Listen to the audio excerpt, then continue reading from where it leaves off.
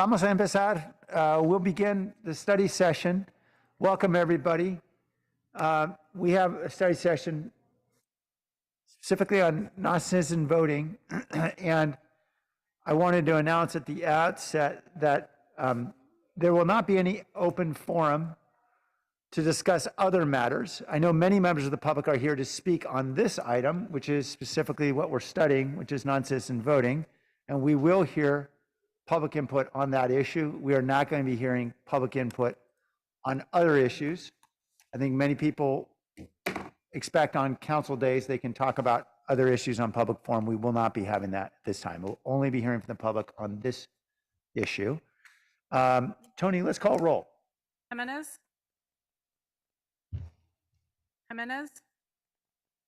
Morales, Here. Cohen, Carrasco, Here. Davis, Here. Esparza,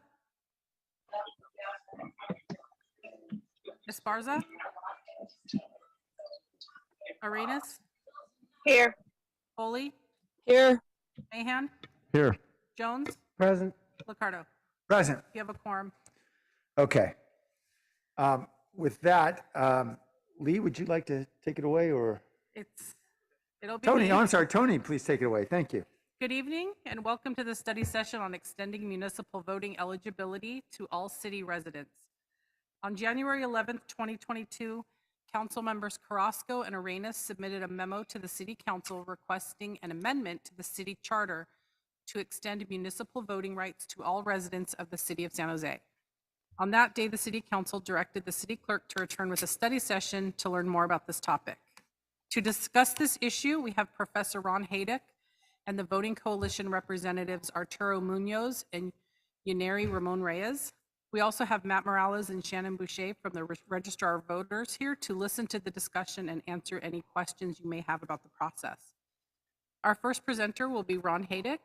Professor Haydick teaches courses at San Francisco State University in American politics about immigration, inequality, community organizing, and social movements, as well as voting and elections. Haydick's published books includes The Democracy for All, Restoring Immigrant Voting Rights in the United States, as well as many others.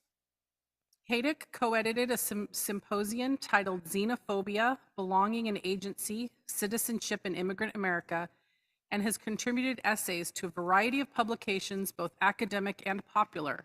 His research has been covered by the Washington Post, New York Times, Los Angeles Times, NPR, CNN, and other news networks. Formerly a social worker, Professor Haydick previously worked in New York City government, consulted to policy organizations, and served as an expert witness in court cases. Currently, Professor Haydick's research projects include participatory budgeting in Bay Area jurisdictions, studies of immigrant voting laws and practices, and studies of immigrant incorporations.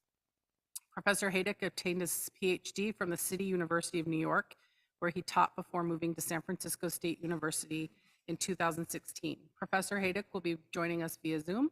Welcome, Professor. And thank you, Professor. And just before you begin, I wanted to explain, so those who are not familiar with the procedure here, we're going to have discussion among several experts, and then we'll hear from the community and the council will have a discussion. So vamos a tener una discusión entre algunos expertos y después de la comunidad y después del concilio municipal. Gracias. Thank you. Okay, go ahead, Professor. Good evening. Thank you for the opportunity to share my research about immigrant voting laws and practices. I wish I could be there with you in person, but I guess Zoom's the next best thing to being there, huh? So let me share my screen to show you some slides that I hope you find illuminating aside from my comments. So I first learned about immigrant voting when I was the director of a small nonpartisan city agency in New York City that was mandated to facilitate voter participation of underrepresented groups. And my first task entailed getting parents to vote in school board elections, including immigrants. And I had never heard about immigrant voting before, even as a graduate student studying electoral history. But there I was, working with the Board of Elections and the Board of Education to help get parents registered to vote. And I'm proud to say that we helped increase voter turnout during that period of time. And anyway, that's when I began this research in this curious and fascinating topic. And what I learned surprised me, as it does most people, that immigrant voting is older than our national pastime, baseball, my favorite sport. And immigrant voting was extensively practiced in the United States. In fact, 40 states, before we had 50 states, allowed immigrant voting at some point in time between 1776 and 1926. Take that in. For most of the country, over the course of, in most of the country, for the majority of our history, non-citizens can vote. Immigrants voted not just in local elections, but they could also vote in state and federal elections. And immigrants could also hold office.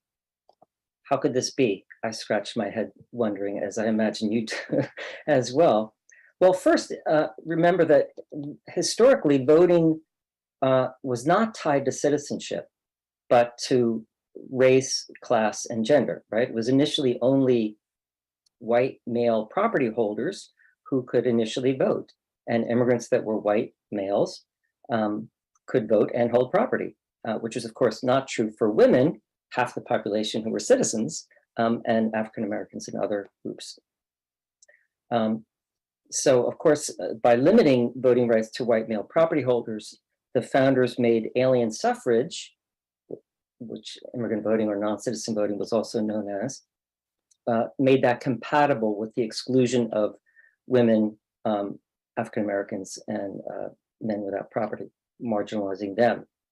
Over time, of course, we know that those things changed. But another reason that immigrant voting was widely practiced and adopted early on had to do with the fact that immigrant voting was seen as a pathway to encourage citizenship and to foster immigrant incorporation, not as a substitute for citizenship. It was seen as sort of mutually reinforcing and compatible.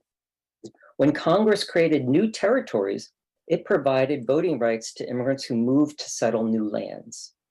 In fact, immigrant voting did facilitate voter participation of millions of European immigrants and promoted their eventual citizenship. Yet because alien suffrage was used to lure immigrants westward, it furthered the displacement and genocide of Native Americans. So we must acknowledge that it was not all positive. Immigrant voting was rolled back state by state in periods of time, during periods of time of nativism and xenophobia, such as in the 1850s, when large numbers of the Irish and German immigrants came, and during the 1890s and early 1900s, when the largest wave of Southern and Eastern Europeans came, and during World War II. Interesting to note that there's sort of some eerie parallels between then and now.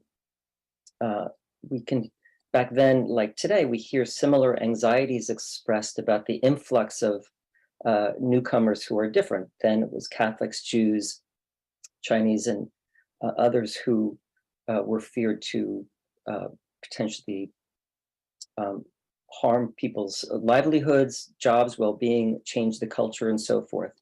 There were population projections that the United States would become majority non-white, which may sound familiar.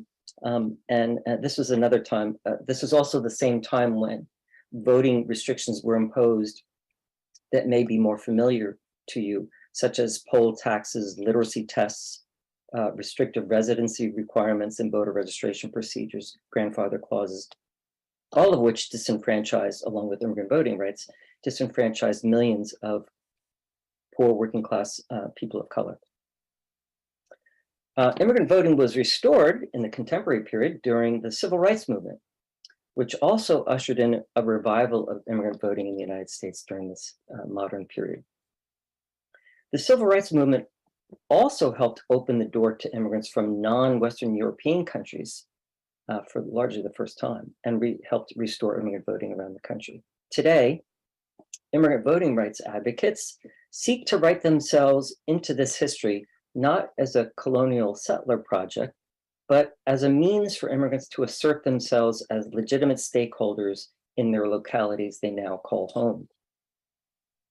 Here's a chart that shows the current immigrant voting laws and campaigns around the country today. Immigrant voting is most extensively practiced in Maryland, in the sort of bottom of the chart there.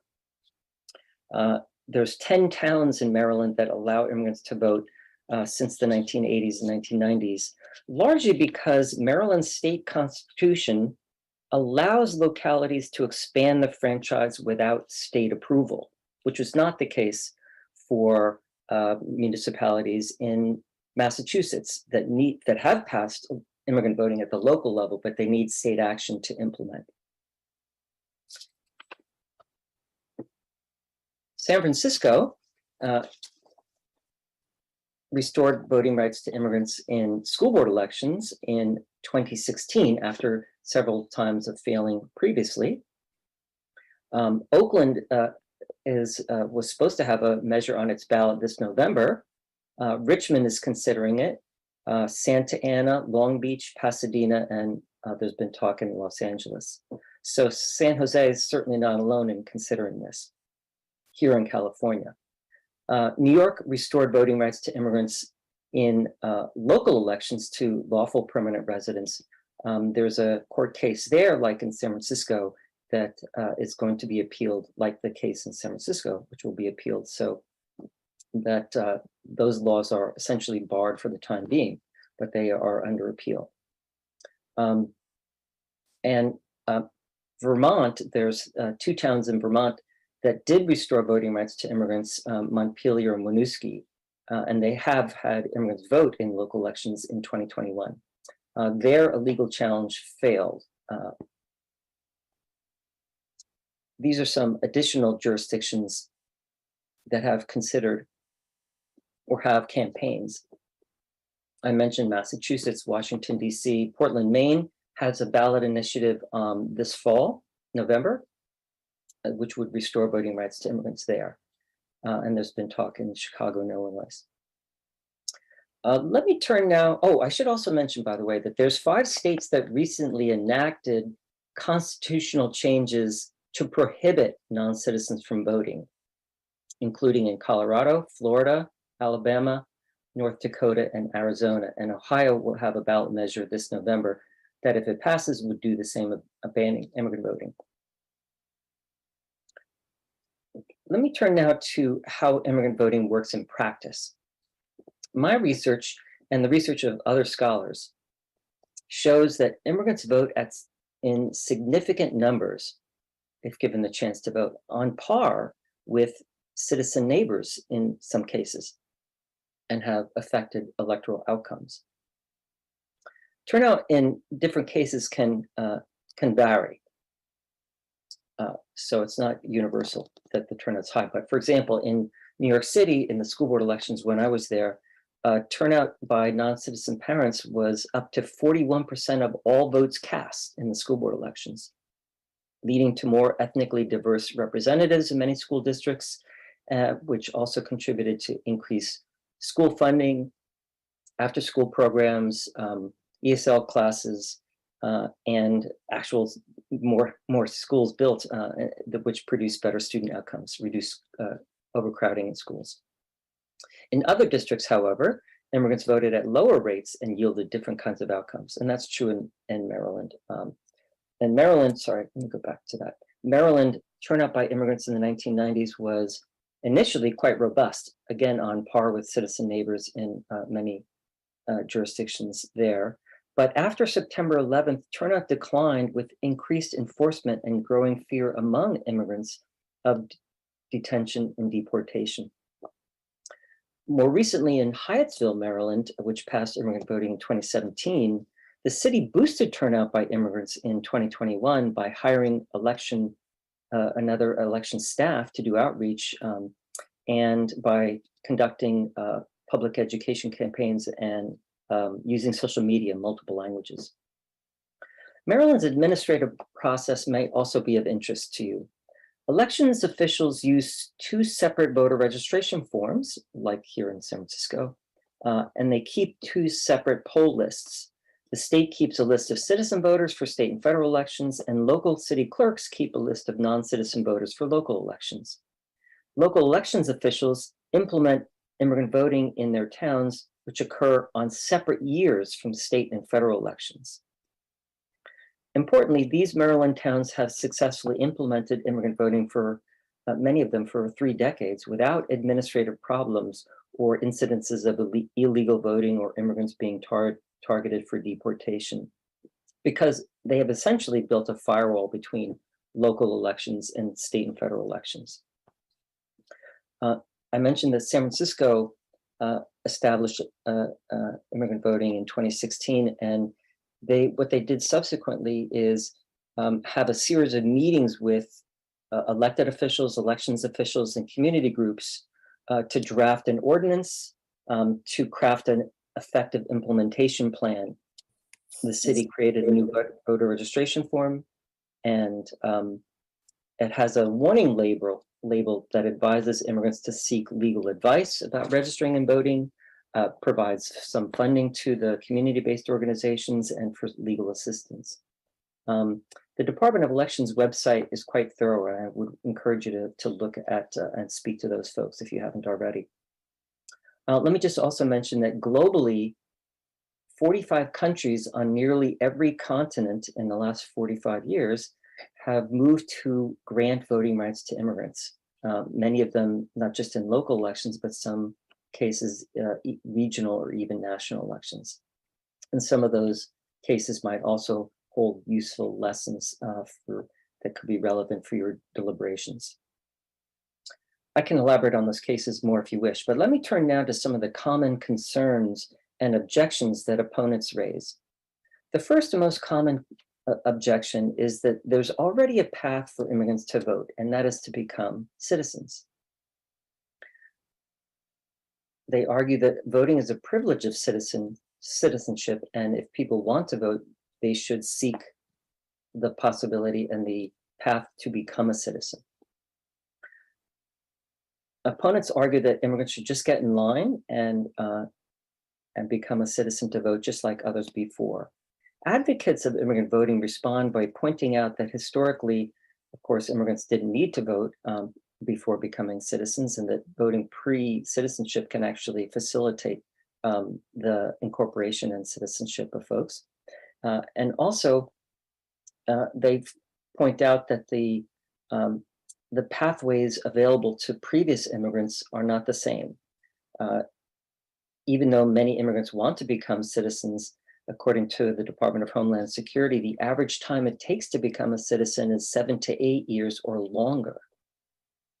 That's the cycle for a 2-term mayor and city council member. Even President Biden's immigration reform proposal would provide citizenship only after 11 years. Worse still, they point out that many immigrants aren't eligible to become citizens, unlike earlier times when it was almost automatic, at least for Europeans. It was fast, easy, and cheap. In the meantime, of course, immigrant voting advocates point out that immigrants work in every sector of the economy. They've been the essential workers. They pay taxes. They own businesses. They send their kids to school. They revitalize neighborhoods, but they don't have a say in electing representatives that make policies that affect them on a daily basis, which is undemocratic. Another common objection is to argue that immigrant voting dilutes the value of citizenship and it reduces the incentives for immigrants to naturalize. Opponents argue citizenship is valuable and needs to be kept separate as such, and that allowing people to vote before obtaining citizenship would dilute its value, would dilute the votes of citizens, and would potentially reduce incentives for immigrants to naturalize. In response, advocates argue instead of diluting citizenship, immigrant voting actually enriches citizenship in the sense of citizenship as participatory activity, because it encourages all residents to participate in the political life of their communities and cities. Rather than undermining democracy, they argue, it produces more democratic political outcomes.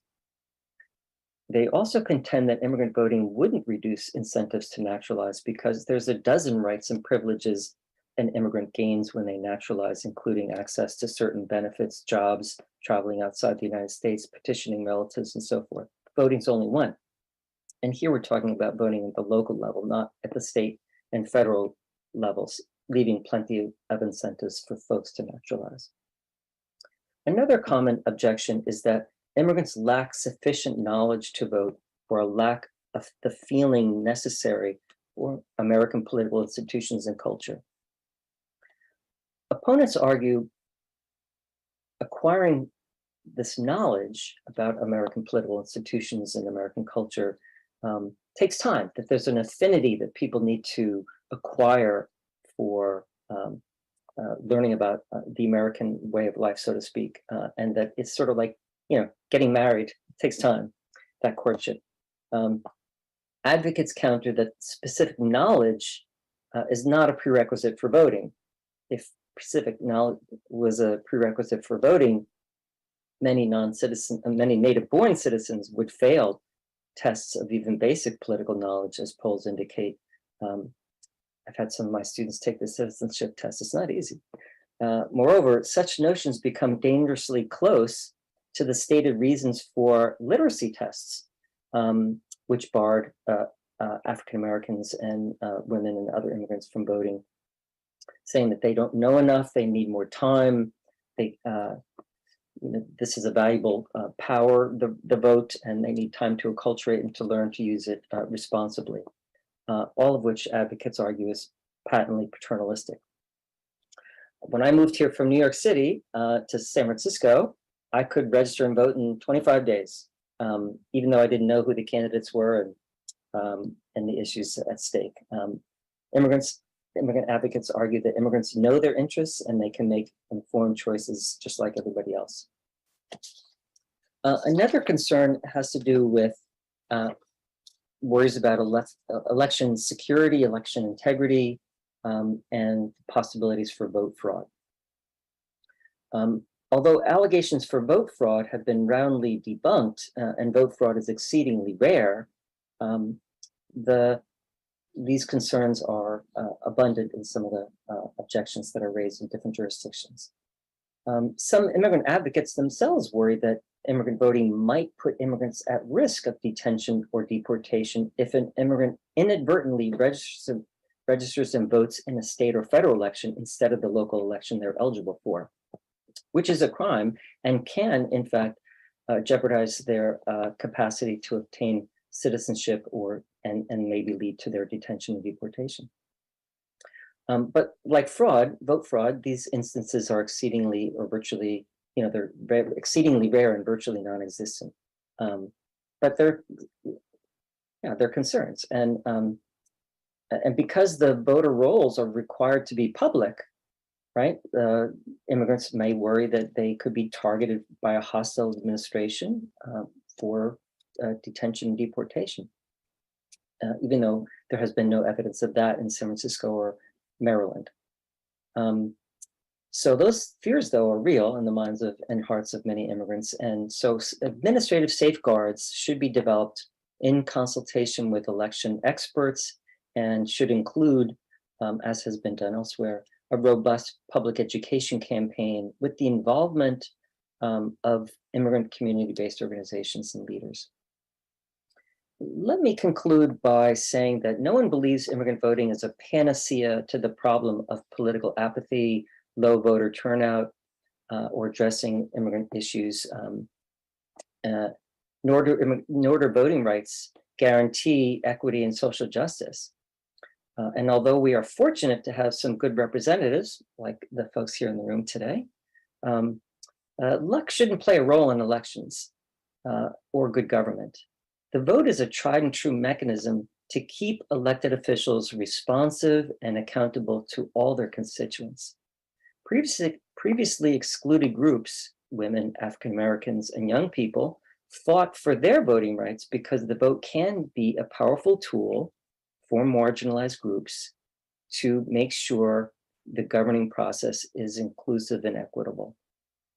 Although immigrants are remarkably heterogeneous as a group, immigrants score low on many indicators of well-being, including poverty, income, wealth, housing, education, and healthcare. Today, immigrants are under attack and seek refuge. To be sure, immigrant voting will not eviscerate the palpable fear and distrust many immigrant communities have of government, but nevertheless, by implementing a system whereby government officials need to vie for a candidate's support, will give these vulnerable groups more of an equal footing where they have a vital stake. As you study this issue, I would encourage you to include immigrant leaders in your deliberations there in San Jose, and to consult folks in San Francisco and Maryland, where immigrant voting has been practiced more extensively. And I'm happy to help put you in touch with such folks.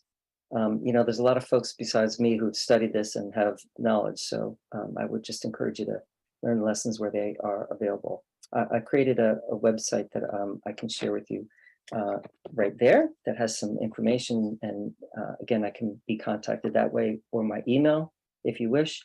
Let me just leave you with this quote from Jamie Raskin, who before he became a congressman, he was a law professor and wrote a seminal law review journal article about immigrant voting in 1993.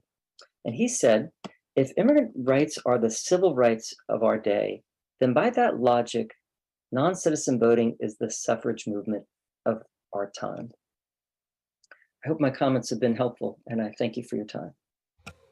Thank you.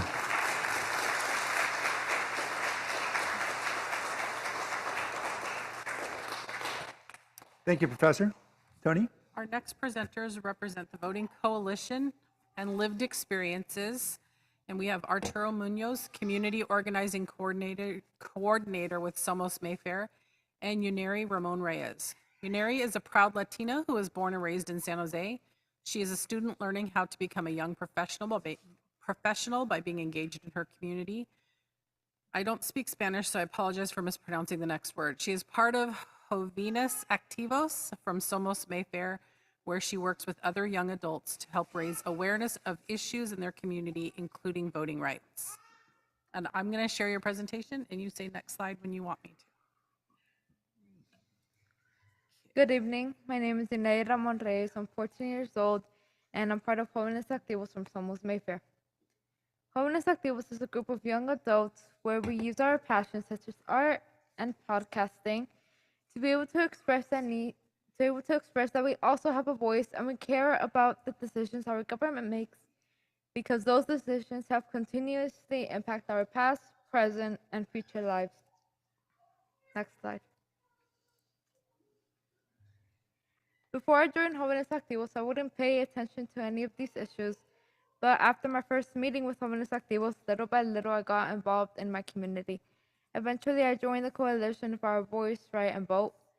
This campaign works towards making sure that all people of San Jose will eventually have the right to vote. Ever since my first meeting with Voice, Right, and Vote, I've met with the city clerk, a council member, staff, and done outreach. From all of these activities, outreach has got to be one of my favorites. When I knock on doors, I don't know who I'm talking to. I don't know what they've been through. Sometimes I knock on doors and people don't answer, or they don't show any interest in the campaign. But sometimes they share a similar point of view to the campaign, or even share some of their struggles. For me, it's easiest talking to people I know I can't relate to. For example, when I see an ice cream man, I go talk to him because I've seen them around my whole childhood, and I know that although we may not be 100% the same, we do go through similar struggles. We all deserve the right to vote because this will improve all of our lives, including all the citizens who already have the right to vote. Many of us have different needs because of different factors. The right to vote will be able to give the parts of San Jose that need more school resources, more health resources, more help with the rent. It will give them those resources. Some parts of San Jose lack other resources. In my own life, my parents, since I was little, they have worked hard and continue to work hard to be able to provide for my sisters and I. I can't complain because I've always had a roof and food available to me, But because of the excessive hours that they work, I never got to spend as much time with them as I wish I could. And I know that many members of my community also go through the struggle of constantly overworking just to be able to survive. But I'm sure that other communities in San Jose might be struggling with different issues as well that I personally haven't gone through. With the right to vote, we will be able to express our different needs and make sure that all communities in San Jose are able to prosper. The right to vote, next slide. Sorry. The right to vote creates a positive impact in the education system. We can all agree that education is very important for the future. For example, some schools but there are some issues in the education system. For example, some schools get more resources than others. In my own personal experience, I come from the middle school Voices College Brown Language Academies. In that school, they were only able to provide the 3 out of the 7 classes we were supposed to have to like a regular middle school. Thankfully, now I'm beginning high school at Cristo Rey San Jose Jesuit High School, which is filled with many opportunities and helps students become young professionals. I also understand that not having any experience in my missing subjects from middle school will have an impact on how much I struggle in high school. I know that there are many other issues in our educational system and that many of the children notice this. Unfortunately, children can't vote, so the only ways for their voices to be heard is for the parents to express the needs of the children. For schools that have a majority of parents who are not allowed to vote, there really is no way for the necessities of these students to be heard or for them to be represented when it comes to making decisions, which leads to the students being ignored. But what if we gave the right to vote to all people of San Jose? Children would finally have the representation they need. Schools would once again take the voices and needs of their students in count.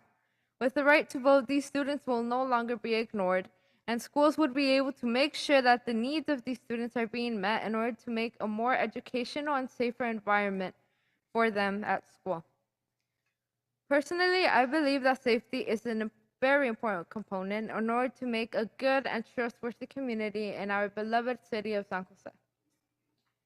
And I'm sure you can all agree on this. But recently, there always has been some issues regarding this important component. For example, the Texas school shooting, police brutality, and ICE. All of these issues put in jeopardy what safety is supposed to be. Although not all of us have experienced all of these, some communities experience it more than others, which is why if we are ever going to have a talk about safety, if we're ever going to make decisions about safety, we need to include everybody's voice. Every person in San Jose must have the right to vote if we want to have a talk about this. These people, although you might not take them into account as much, they also want a safe environment. So why neglect them to have a right to express this need? Without the right to vote, they can't express their needs for safety. Shouldn't the city of San Jose be flexible to create a safe environment for a diversity group of people? It's important that all voices are taken into account because one voice of community by itself will not be able to achieve this because the situation in the community may not be the same as in another community. The right to vote will create a safer environment within San Jose for a diversity of people. Giving everyone the vote in San Jose will help everyone. We always talk about how innovative we want to be, on how we want to be a lead in technology. And I can assure you that in between all those voices you neglect, and in between all those voices you refuse to hear, there are people with amazing ideas that could lead us into that position. In between all those voices, you could be the person to invent the next technology device, the next phone, the next TV. I don't know. But in order to do this, you must hear them and provide them with the same resources as everyone else, and this starts with giving them the right to vote.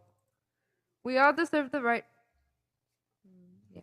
We all deserve the right to vote no matter their immigration status because we all have different stories. We all go through different obstacles and sometimes we need help. But without that right to vote, you take away our humanity because they take away our voice. They take away the voice of our community, and it's only because we cannot express what kind of help we need. That is when our political progress, our community progress, our economic progress goes to ruin. Why? Because we're taking away the voice of 180,000 people. When a community is facing an issue and they are marginalized, we as a city will start to fall down because sooner or later it will impact the rest of the city. This solution may be naive to some, but in reality, it's common sense. There are people just like us who work hard every single day, and they are also helping San Jose move forward. They may have a different background, but they come here in search for a home, one with better opportunities. Many undocumented people have lived in San Jose for most of their lives. San Jose is their home. So why neglect them to have the right to have a voice in their own home? Yet it seems that we are only marginalized when it benefits the government. For example, when it comes to taxes, all of a sudden we are equal just like everyone else. Just because someone is documented, it doesn't mean that they don't do taxes or that they do less than citizens, right? Taxes are used for the city on how to improve it, yet the undocumented people that work so hard to pay those taxes don't have the privilege to vote or help decide what that money goes into. Most of the time, the city council can't represent the community because they don't know what it's like to live in the shoes of the community members. You might not know what it's like to work under the hot sun all day. You might not know what it's like to fear that you won't be able to bring food to the table. You might not know what it's like to fear that you can't provide your your child with the proper education.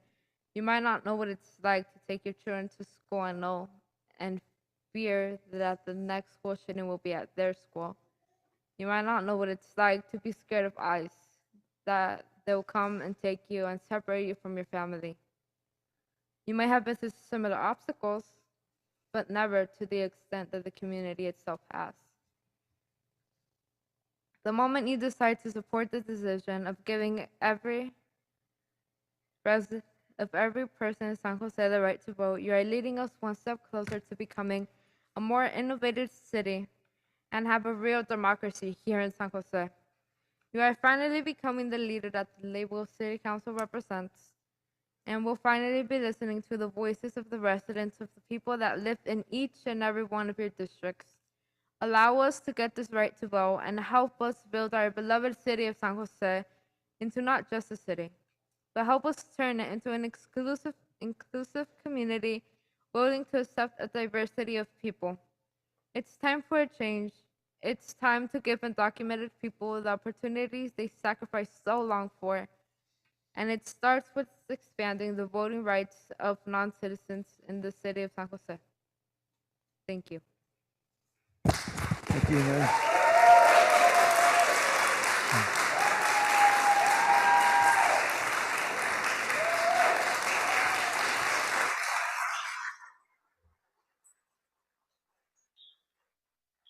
Thank you, Neri, for your presentation. And I'm certain that the Cristo Rey San Jose teachers are very proud. And thank you for your courage in standing up. Tony? We're here to answer questions. Professor Haydick is still here for questions. The ROV is here to listen and provide responses to the process. She and I have discussed the expenses. That's part of my memo, but I felt it's more important to talk about the why than the how. Yeah. So we're here to answer questions related to the how. Okay. But we're now moving to your discussion and public comments. Right. So I want to be sensitive to the time of everyone involved here. We've got, I know people who may not be with us for very long on the line now, able to answer questions. So we typically go to council discussion, but we obviously have many members of the community who'd like to speak. So what's the pleasure of the council? Would we like to go to questions first or go to the public?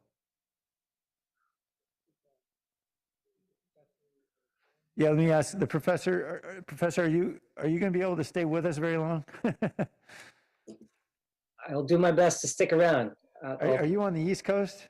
No, I'm here in San Francisco. Okay, I feel less guilty then. Exactly. Don't worry about it. I'll All stick right. best I can. It's an important conversation. I hope to contribute. Okay, thank you. All right, let's go to members of the community, and we'll first call those members who'd like to speak here that are here in chambers, and then we'll go online. Tony? Okay, I do have. Can you give me the microphone? Can you interpret for me?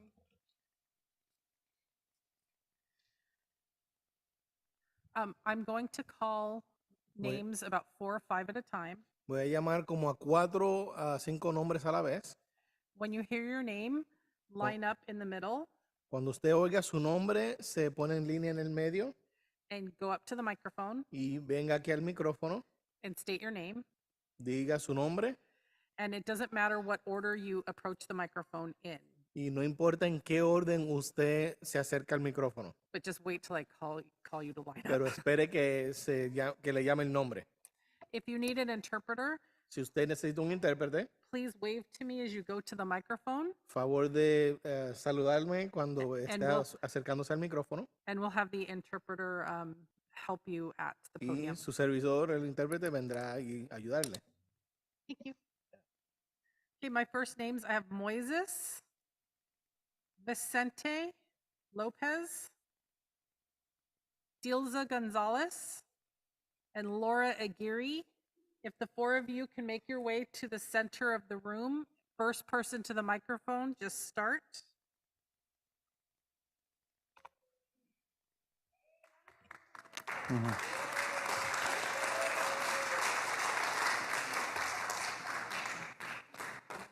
Bienvenido. Buenas tardes, concilio. Mi nombre es Moisés Okay, Pérez. hold on. 4 minutes. Un momento, lo siento.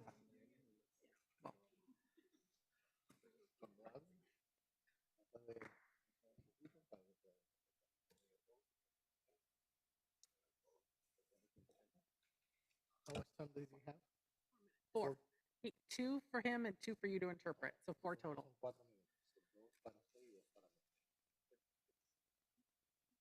Muy buenas tardes. Muy buenas tardes, mi nombre es Moisés Pérez. My name is Moises Perez. Good afternoon. Vengo de Amigos de Guadalupe. I Soy come miembro. I'm a member from Miembros de Guadalupe. Estoy aquí principalmente por mi comunidad, por ser miembro de esta asociación, I'm here because of my community and being member of the association, pero principalmente por mi familia, but mainly because of my family. porque exigimos voto, We desire or demand a vote. pagamos impuestos, We pay taxes. somos miembros de la comunidad We are members of the community. y queremos voto. We want to vote. Esperamos que nos puedan ayudar, que nos ayuden We hope that you're able to help us para tener mejoras en nuestra comunidad.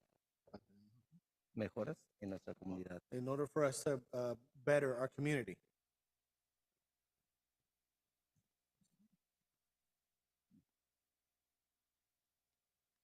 Espero que se haga justicia We hope for justice y esperanza. En Dios confiamos, and hope, and in God we trust. que es el billete que tenemos. That's the currency that we have. Necesitamos pagar renta, We need to pay our rent, pero principalmente necesitamos trabajo, but mainly we need to work, estabilidad stability, y voto and a vote para todos, for all. porque América es para los americanos Because America is for the Americans y principalmente latinoamericanos. and mainly also principally Latin Americans. Somos gente trabajadora We are people who work y nuevamente pagamos impuestos. and we do pay our taxes. Esperamos voto. We do hope for a vote Que sea aprobado ahora. that it would be approved now. Gracias. Thank you. Thank you. Wait. Can you interpret this for me? Hold on. Can you please refrain from applauding? We have a lot of speakers to get through, and I want to make sure everybody gets the time to speak. Favor de Yeah. no aplaudir porque tenemos muchas personas y queremos darle suficiente tiempo para las personas que hablen. And I'd also like to clarify, because I think there may be some expectations. And then perhaps the interpreter, tal vez el intérprete puede regresar, lo siento. Thank you very much. Yes, sir. Yes, sir. We want to make sure that we dissuade any unmet expectations. This is a study session. We cannot vote on anything in this study session to take action today. Quiero aclarar alguna expectativa que puedan tener. Esto es una sesión de estudio. No podemos tomar ninguna decisión hoy. Okay, and that's because under state law, we have to provide notice to the public if we're actually going to vote on something. Y de acuerdo a la ley estatal, tenemos que proveer aviso antes de llevar a cabo algún voto. And so I know that some may have come here with the expectation that there would be some voter action, and I want to make sure that people are not misled. Y yo quiero aclarar a aquellos que vinieron aquí con la expectativa que algún tipo de acción se iba a llevar a cabo. Gracias a todos.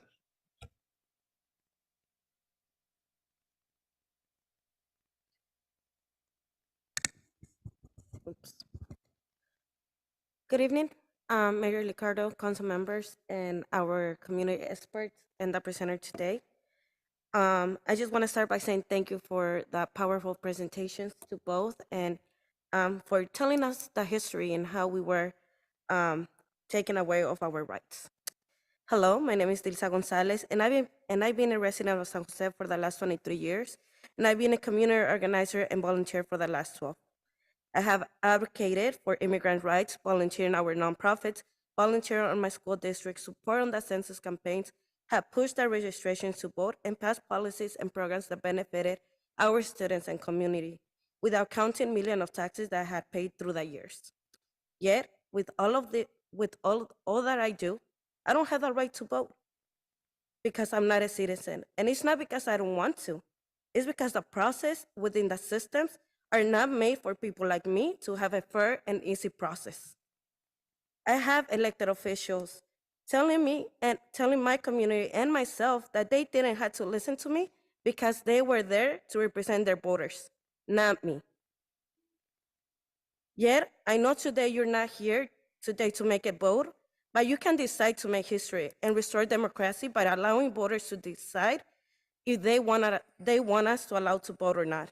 We deserve that right.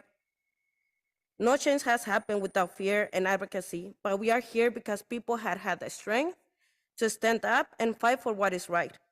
I hope you stand today with us after listening to the presenters, after listening to our history, and after listening how we have built and contribute to this city year after year. My family, myself, and my parents have given this city so much. And I am proud to say I am part of San Jose. I am proud to say how much we have contributed, and I'm proud to say I'm from the East Side, District 5, which is one of the biggest communities that has been impacted because of COVID. And every time we have a disaster, our city and our people are the most impacted. Thank you. Next speaker. I also need Veronica I think it's Avendona to come down. So that's Veronica. Jeremy Barus, Fernanda, and Lords. So go ahead, if you heard your name, please line up in the center. Go ahead. Hola, mi nombre es Laura Aguirre y vivo y trabajo en el este de San José. Mis hijos asisten en el distrito de Allen Rock y apoyo a la campaña Vote Right and Vote para extender los derechos de voto local a los no ciudadanos en San José. El derecho al voto es importante para mí porque me daría la oportunidad de elegir a candidatos que vean por el bienestar de mi comunidad latina y no solo buscan su propio provecho. He trabajado y pagado mis impuestos siempre y creo que me merezco al menos tener un derecho como este para darle a mis hijos mejor futuro en esta ciudad. Me encanta San José. Ha sido mi casa desde pequeña. Sueño tener ese privilegio que solo unos pocos tienen ahora mismo. Está en sus manos poder hacerlo realidad y fortalecer esta hermosa ciudad aún con su voto latino. Hello, my name is Laura Aguirre. I live and work in the East San Jose, and my sons, they attend school in the district in Alum Rock. I support the voice campaign, right to vote, to extend the right to vote to local and non-citizens in San Jose.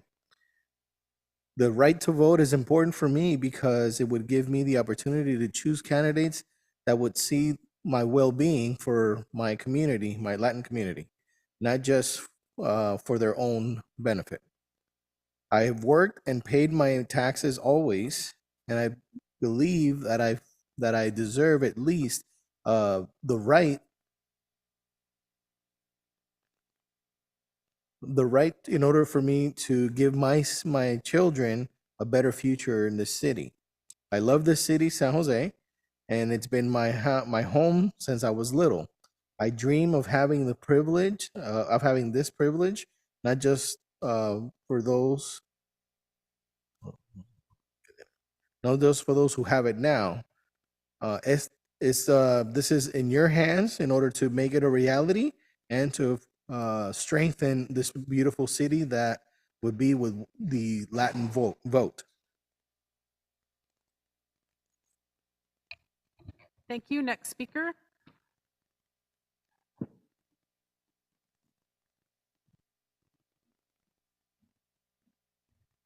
Buenas tardes a todos.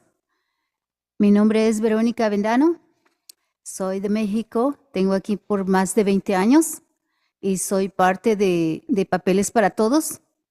Y es un gusto estar aquí con ustedes y gracias por darnos la oportunidad este día de estar aquí. My name is Verónica Vendano. I am from Mexico. I've been here for 20 years. I am part of the Papeles para Todos, or Papers for Everyone, and I appreciate the opportunity for me being here. Y también de parte de Paso, Sagrado Corazón. Estoy ahí por más de 10 años. Entonces, para mí es un placer estar aquí. And also for being member of Pasos de Sagrado Corazón for about 15 years. Y estoy aquí representando a mi comunidad de acá de San José, California, el derecho al voto. I'm here representing my community in San Jose, California, for the right to vote. Es un derecho como inmigrantes que tenemos y yo pienso que todos deben de respetar a nuestra comunidad latina, no porque no somos ciudadanos americanos, no podemos tener derechos. Todos tenemos derechos como inmigrantes y seres humanos. So I'm here to ask for the right to vote, not just because this for citizens, but also for non-citizens, for us to have the right to vote. Y les doy las gracias que aprueben esto. Si hoy no es la aprobación, que por favor lo hagan. Y gracias a Magdalena Carrasco por sacar este memo. y darnos la oportunidad a los inmigrantes para estar en esta comunidad y con nuestros derechos. Gracias. And I appreciate that if it's possible that this could be approved. I also want to thank Congressperson Ms. Carrasco for bringing in the memo and helping us move forward the Latin community and for us being able to vote. Gracias a todos y esperamos muy pronto tener sus respuestas. A ustedes, por favor, les agradecemos mucho y aquí los vemos de vueltas. Primero Dios. So we hope to see you again. Hopefully we'll have an answer and get to move forward and get to see you again soon again. Y sí se puede, le digo a mi comunidad, sí se puede. And yes, you can. Yes, we can. That's how I say in our community. Yes, we can. Gracias. Thank you.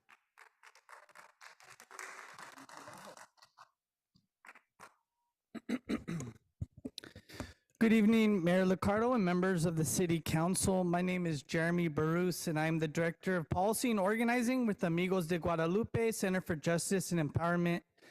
Thank you, Unity, for the great community presentation as being our community expert. Thank you, Professor Hayduk.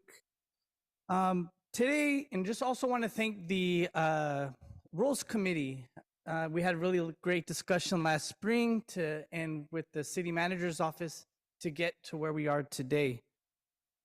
Today is about getting a study session here in the council chambers to study the issue of expanding voting rights to all San Jose residents, regardless of their background or where they are from, because as a community, we don't leave anyone behind. For the last 10 years, Amigos de Guadalupe has been serving our most vulnerable populations and helping families meet their most basic needs. And we have seen the devastation in our community when voices are silenced and pushed into the margins. Amigos de Guadalupe works every day to eliminate barriers and create opportunities for our immigrant families so that everyone has the opportunity to thrive. In expanding voting rights, immigrants will have a voice in the development and the vision of their community. While immigrants help build our city's wealth, it is unfair that they do not have the power to make decisions over local ballot measures and elections. So let's keep the public discussion going. We know we're not going to make a decision tonight, but we look forward to engaging with the council over the next several months. And like Jamie Raskin said in his quote at the end of Professor Hayduk's presentation, the non-citizen voting movement is the suffrage voting movement of our time. Thank you very much. Thank you. I'd also like to call a few more names. Yaz Blighty, Patricia Castillo, Irina Guzman, and Maria Teresa. Thank you. Go ahead.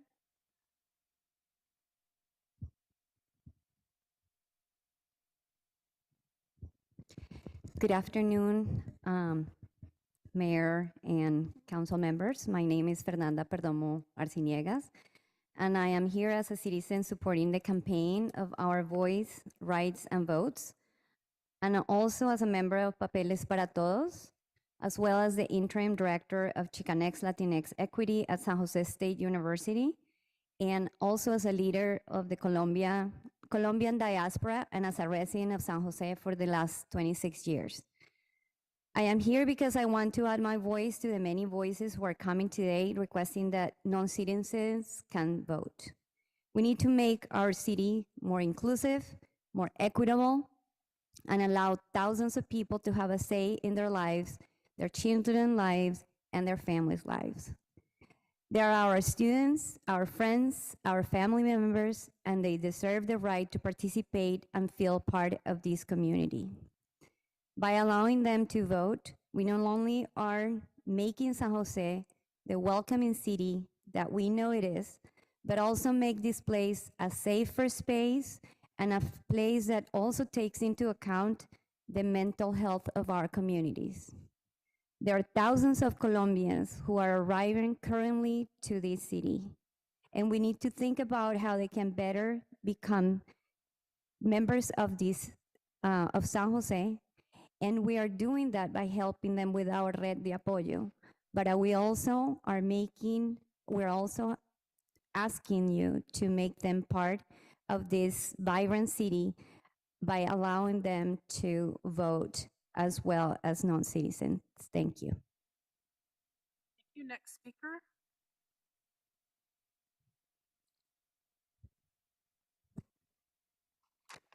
Buenas tardes, alcalde Ricardo y miembros del concilio. Mi nombre es Yurina Guzmán y soy organizadora comunitaria con Latinos Unidos por una Nueva América, Luna, y soy organizadora en el movimiento Papeles para Todos y parte de la coalición Nuestra Voz, Derecho y Voto. Hoy estoy apoyando 100% la expansión al voto para las personas residentes e indocumentadas. He vivido aquí en San José por muchos años y he pagado impuestos. Y exijo tener una voz en la mesa y escoger a los miembros del concilio o cualquier otra persona que tenga poder sobre mi comunidad. Hoy es un día muy importante que quedará en la historia, convirtiendo a San José en una ciudad maravillosamente inclusiva, haciendo realidad la expansión del voto. Mi familia será una de las beneficiadas con esta decisión, mi comunidad también. Transformaremos las escuelas porque podremos elegir a quién ocupe estos puestos, terminando con años de exclusión a nuestras comunidades. Es hoy por hoy una prioridad inmediata. Seguiremos luchando para llegar a la meta de ejercer nuestro derecho al voto, porque sabemos que sí se puede y queremos el voto ahora. Hello, my name is Yurina Guzman. I am the organizer with Luna, and I am 100% in support of this expansion to vote for the people resident of who are undocumented. I've lived here in San Jose for many years, paying my taxes, and I demand to be able to have my voice in this table, to be able to choose members of the council or whatever person that will come into power. Today is a very important day that would remain in history, turning San Jose into a wonderful city of inclusion, making the expansion of the vote a reality. And for my family would be one benefited with this decision, and also the community. Let's transform the schools. We will be able to transform the schools and choose people who would be able to take these positions in order to end years of exclusion within our communities. So today it is a high priority, an immediate priority.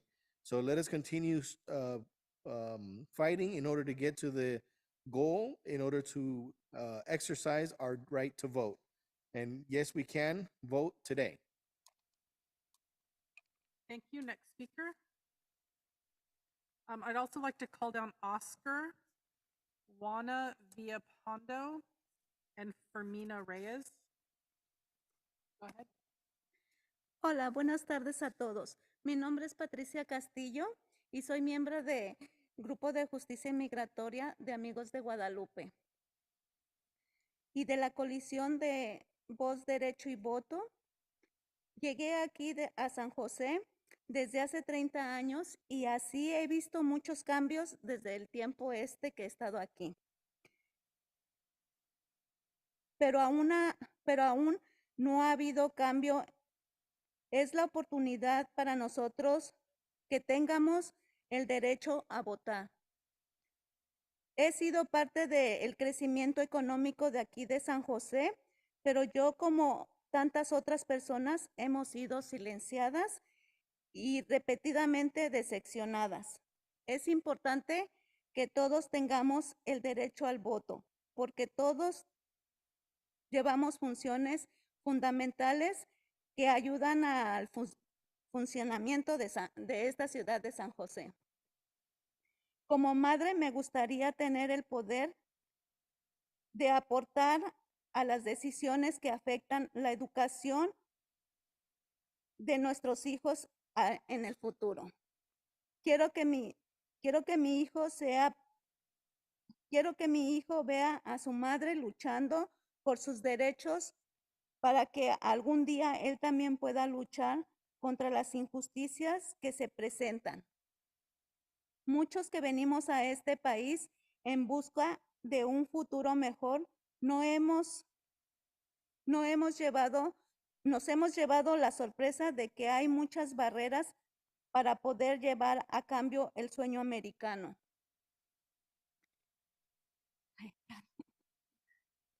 Si es que queremos derrumbar estas barreras, tenemos que empezar por hacer cambios como este para poder alcanzar la verdadera democracia. Por esa razón, el día de hoy les pido a los concejales que escuchen a la gente a la cual dicen representar y tomen en consideración nuestras peticiones. Gracias por todo su tiempo.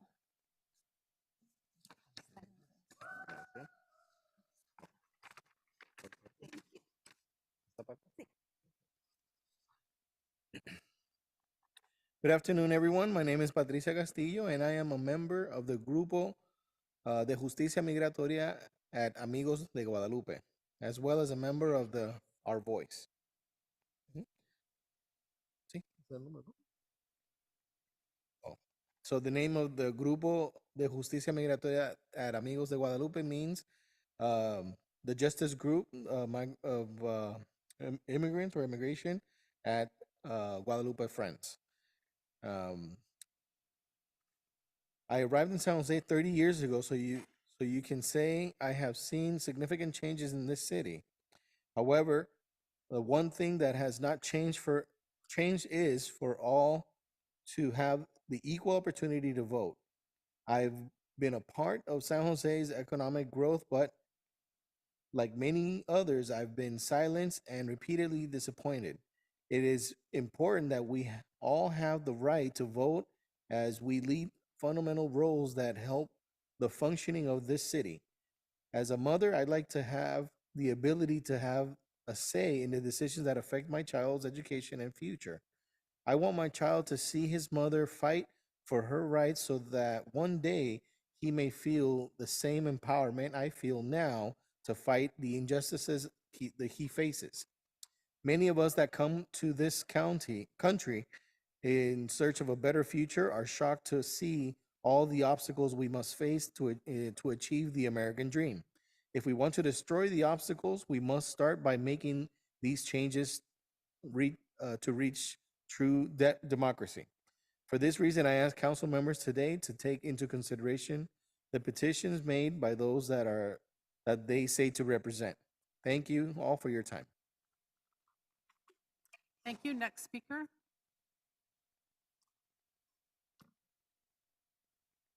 Buenas tardes, mi nombre es Hasblady Montejo y soy líder del Grupo de Justicia Migratoria en Amigos Guadalupe y parte de la coalición Voz, Derecho y Voto. También soy residente del Distrito 4 de la hermosa ciudad de San José. Soy una madre líder de mi comunidad y estoy aquí porque me gustaría que ustedes se pusieran la mano en el corazón y nos dieran la oportunidad de seguir esta lucha de extensión de Voto Vive. Créanme que si yo y mi esposo pudiéramos, votaríamos y nos encantaría tener ese derecho de votar, pero no lo tenemos aún. Espero en Dios un día que mi pequeña hija también lo tenga y lo haga valer como mujer, como residente, como madre, como líder de mi comunidad. Les pido mantener la extensión de voto en mesa abierta para una futura boleta del 2024. Nosotros seguiremos tocando puertas y educando a la comunidad que tenemos el derecho a votar en este poder. Sí se puede. Hello, good evening. My name is Yasbeli Montejo, and I'm the leader in Amigos de Guadalupe's group of de Justicia Migratoria. I am also part of the Our Voice, Our Right, Our Vote coalition, and I am a resident of District 4 in this beautiful city we call San Jose. I am also mom and leader in my community, and I would like to ask you to put your hand on your heart this evening to give us the opportunity to keep this fight of voting extensions in San Jose alive. Believe me that my husband and I would like to vote, but we don't have that right yet. I hope in God willing that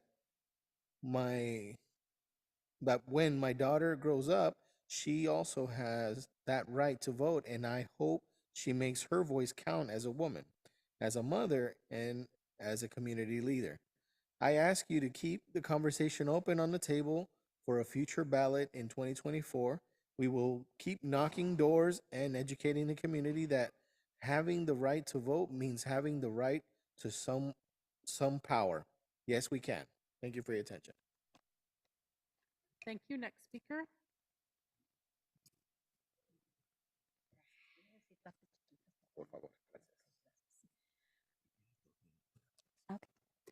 Buenas tardes, mi nombre es Fermina Reyes y soy parte de Papeles para Todos. Un gusto de estar aquí con ustedes. Servina Reyes. My name is Fermina Reyes, and I am part of the Papeles for All. It's a pleasure being here.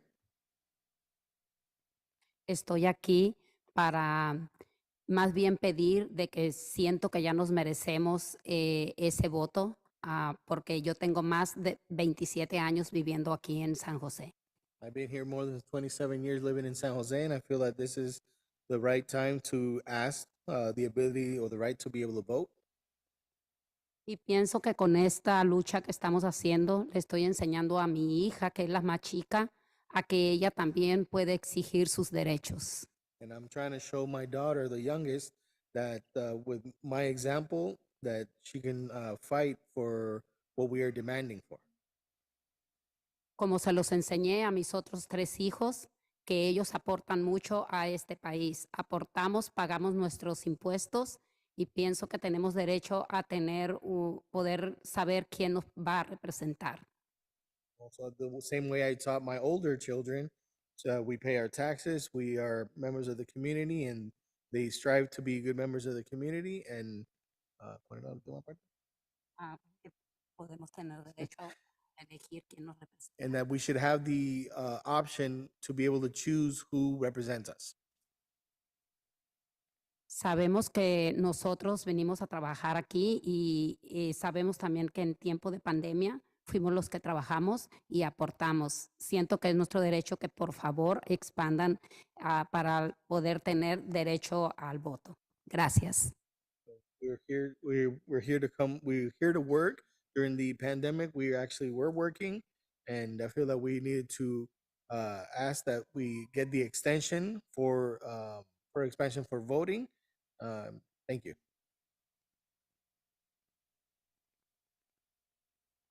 I'm wearing my sunglasses because I had eye surgery, just to let you all know.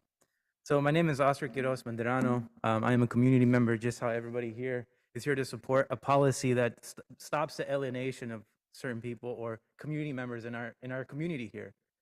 And so, like a lot of us, our parents came here, undocumented to get into this country. I remember as a child that I was fearful of ICE. People would call us and play jokes and thinking it was funny about how ICE would come and pick up my parents. We wouldn't go out certain times throughout the week or weekends, right?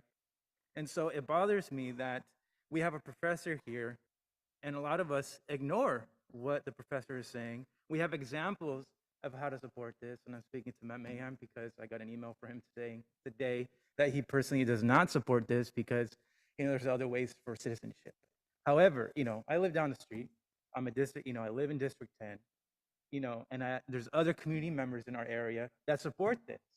So before even listening to the professor, before understanding the research, you already made your decision. That is my problem. So it's not so common sense, is it? If you already have a decision made before listening to the research. I need you to address the council as a whole, not individual council members. Okay, well, everybody here, council, a lot of us have those decisions. And there's a lot of people who are suffering from those decisions. And there should be support unanimously because it is a democracy, isn't it? And alienation does not start with us making a decision before understanding the facts and understanding the consequences of how people are affected by these decisions. So we all came here today. Everybody had something else to do, but yet we're here talking to each one of you and trying to be a part of the process. Thank you. Okay, I'd like to call a few more names. Or Mayor, do you want to make your announcement first, and then we'll call some names? Okay.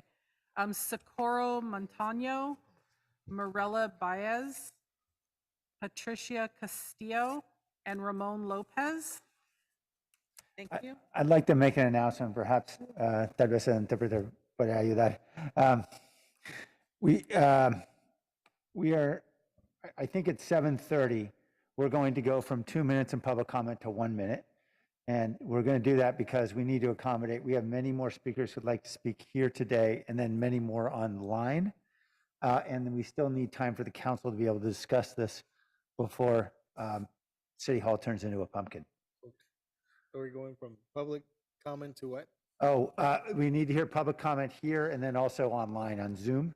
Ya quería anunciar que ya son las 7:30 y queremos movernos de comentarios públicos de aquí a también a los que están en línea por medio del Zoom. Y queremos tratar de, después de esto, para poder platicar, porque si no, el concilio aquí se va a convertir en una calabaza. Okay, so that's a very precise translation. So vamos. Se va a ir de se va a ir de 2 minutos a 1 minuto, right? Exacto, exacto, gracias. Thank you. Okay.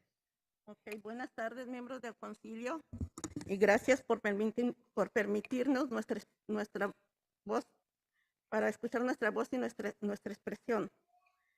Mi nombre es Juana, soy miembro del Comité de Pasos del Centro Comunitario del Sagrado Corazón y Papeles para Todos.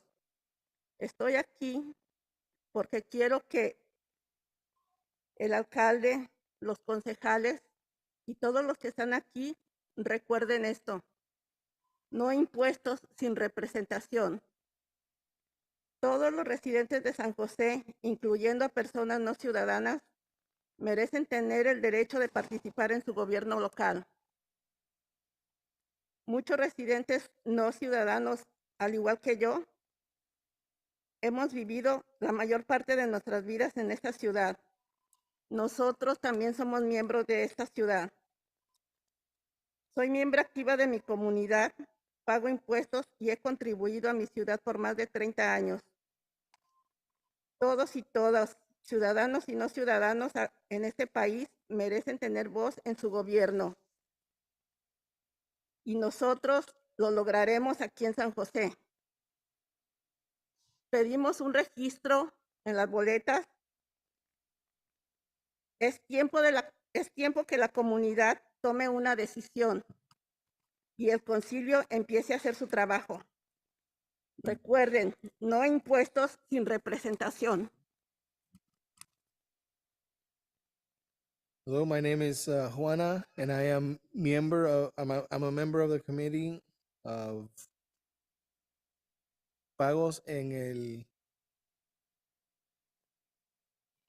el CCS y en papeles para todo.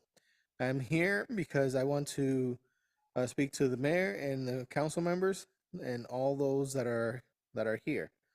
Remember, no taxes without representation.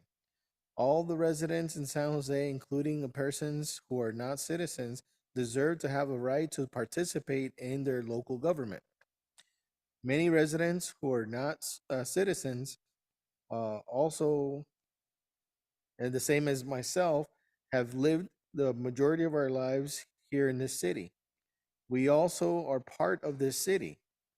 I am an active member in my community, and I pay my taxes, and I contributed to my city for more than 30 years.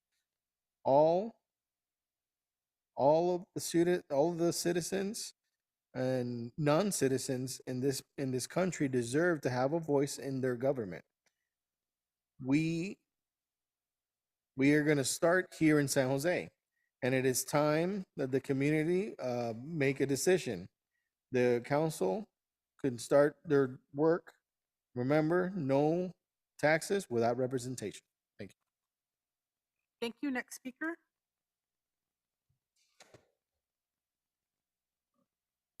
Good evening. My name is Socorro Montano, and I'm born and raised in San Jose. Today, I'm standing in solidarity with the amazing immigrant leaders who you've heard from.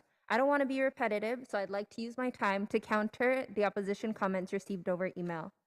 Many of them claim that it's a slippery slope or unfair to allow non-citizens to vote. To them, I say it is common sense to allow every human in our city who pay taxes and build their families, building roots and communities, to participate in this basic civic process. It is a slippery slope to a more humane society. It is unfair how profit-driven our immigration system is. Many of the opposition's comments say that it denies their own rights. That's clearly a fear-based response. That's racist. As a citizen, I recognize that having more people doesn't diminish my power. It increases our humanity and connections here in our city. Thank you for your consideration and expect to see us many more times until we win. Thank you. Thank you. Next speaker. I'd also like to call Daniel Sanchez, Jose Servin, and Sandra Hernandez. Good afternoon. My name is Mireya Baez.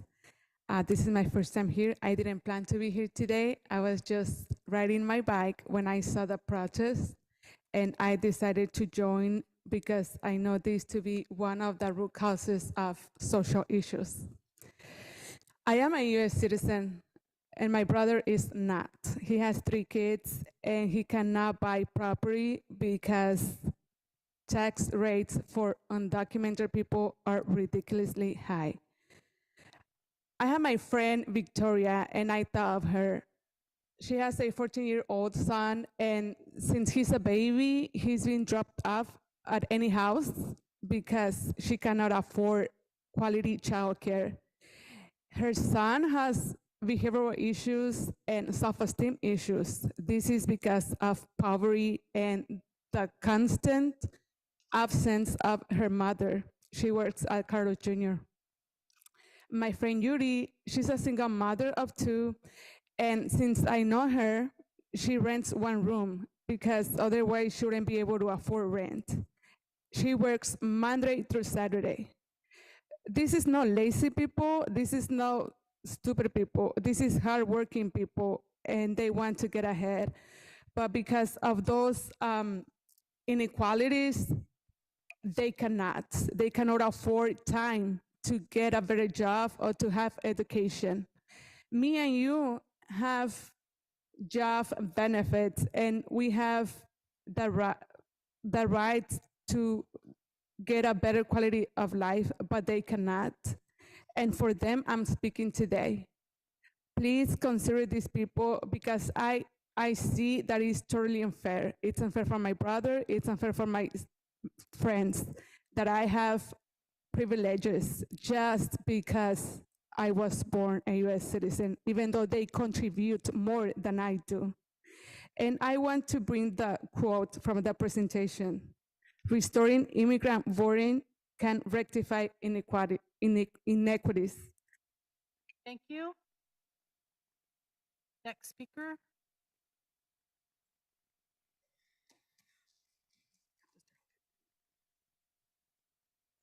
Good evening, everybody. My name is Ramon Lopez, and I'm here for District 7, and I with Siren the last 15 years.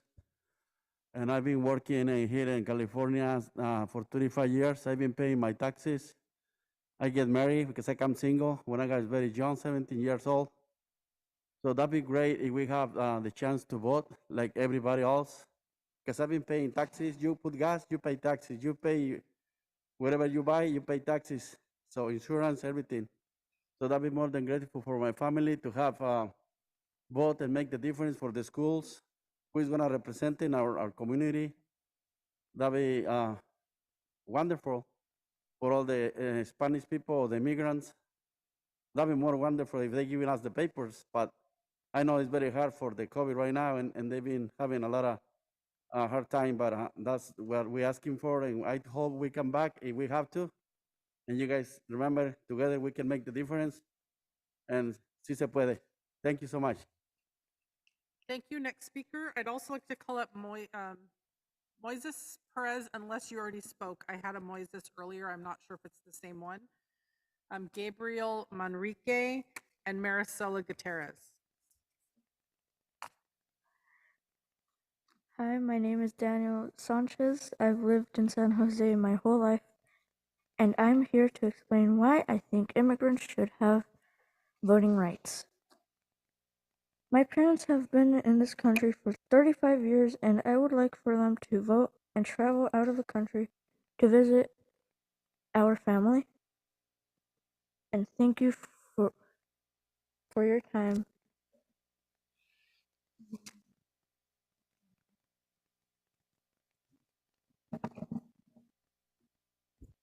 Hello, Honorable Council. My name is Jose Servin, and I'm the Director of Advocacy with Siren. You've heard about this country's illustrious history in regards to voting rights. I want to talk to you today about the future. I'm concerned about the future because there's an unprecedented attack, a concerted attack to suppress the voting rights of working class people in this country. Since the last presidential election, 19 states have passed new laws suppressing the right to vote, specifically for Black and Indigenous communities of color. Partisan election audits are trying to cast doubt into the last election's results, and polls show that a significant number of Republicans still believe that the 2020 presidential election was stolen. Fact checked, it was not. We have today an opportunity to take a step forward and expand the American imagination. We're not talking about giving anybody a handout. I've stood shoulder to shoulder with some of these people back here, countless members of the undocumented community, DACA recipients like me, TPS holders, people awaiting visas, and many other people defined by the legal limbo that they're stuck in to make our voice heard one way or another. We've helped some of you win, we've helped defeat some of your opponents, and we've fought hard and won on issues like workers' protections and healthcare. We've knocked on doors and we've canvassed, and we've even registered people to vote. All this while lacking that privilege ourselves. I'm not here to ask, but rather to tell you that we're going to win this fight. I know that we are. I've read the California Constitution, which was the one attack on the voting rights issue in San Francisco. There's nothing that precludes us from expanding voting rights locally or at the state level. In places like San Francisco and New York, community organizers are already preparing to appeal the attacks that have been carried out in those cities by people who ironically don't live there, who maybe have never visited those cities, and they're going to win. So let's get this done. I know that you can't make a vote today, but we can support passing municipal voting rights and set it up for the next city council. Thank you. Thank you. We're now going to 1-minute comments, 2 minutes for people using an interpreter. Next speaker. Un minuto. Es posible que podemos traducirlo. No, for the time limit. Para cada persona hay 1 minuto y para traducción 2 minutos. Okay. So, ahora nos vamos a mover de 2 minutos a 1 minuto para aquellos que necesitan intérprete. En vez de 4 minutos, ahora van a ser 2 minutos. Okay. Gracias. Good evening, Mayor Ricardo and members of the City Council. My name is Gabriel Manrique, a community organizer with Luna, and I have been a resident of San Jose for 32 years. I'm here to support expanding the voting rights to everyone living in San Jose. It is unfair to tax our immigrant residents, and yet they have very limited representation. Expanding the vote will have a positive impact on all communities. Undocumented immigrants contribute about $5.3 billion in state and local taxes yearly. Our federal immigration system is flawed, and we can't wait for change to happen at the national level. It is time for the city of San Jose to lead the way and extend local voting rights to non-citizen residents. Residents of the city of San Jose must be guaranteed the right to elect their representative to public office in our society. We are at an important moment in history where we have the opportunity to restore a democracy where we value the voices of all people who live and work here. Please extend local voting rights to non-citizens in San Jose. Thank you. Okay, I'm going to call a few more names. Kim Guptill, Thomas Wynn, Rudy Ortega, and Victor Vasquez. Go ahead. Good afternoon. I'm Maricela Gutierrez, proud Executive Director of Siren. And we're here today to support expanding the vote to all residents of San Jose. Siren is proud to be the political home to a strong base of bold immigrant leaders, and for the past 35 years, we've been fighting for federal immigration reform that our community members urgently need, and continue to hear false promises. You heard one of our leaders has lived here for over 35 years. and we haven't seen any reform, and we don't see that in the near future. Despite decades of political deadlock, the Siren community has built political power advocating for meaningful change at the local, state, and federal level. In San Jose, there are over 150,000 individuals without citizenship that contribute to our society, to our local economy, and who pay taxes. While everyone's immigration journey is a complicated path of displacement, legality, and resilience, we believe that everyone deserves the opportunity to decide on the policies, leaders, and changes that take place at the local level. In fact, we conducted an informal poll amongst our community members here in San Jose, residents, and 93% of— Thank you. I also want to call Ms. Rayan Mendoza, Luzasita, and Elizabeth.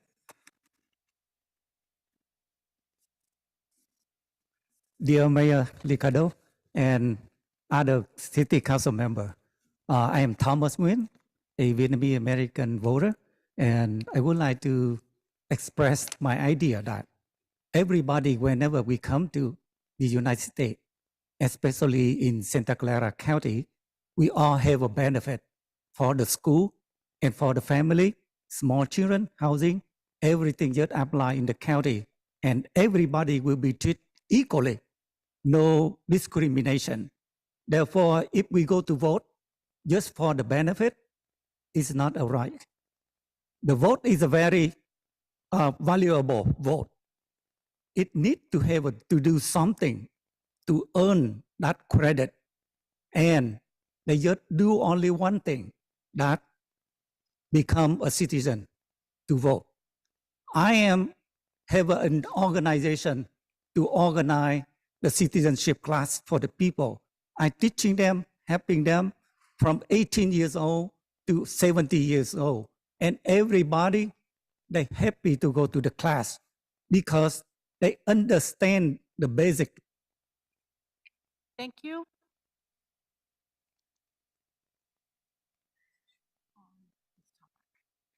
Okay, I'd like to, can I have the interpreter? Well, I don't think I need an interpreter for this one. I'm starting to receive requests to speak on topics that are not extending municipal voting eligibility. The public comment shown on the agenda is only public comment for this topic. There is no open forum.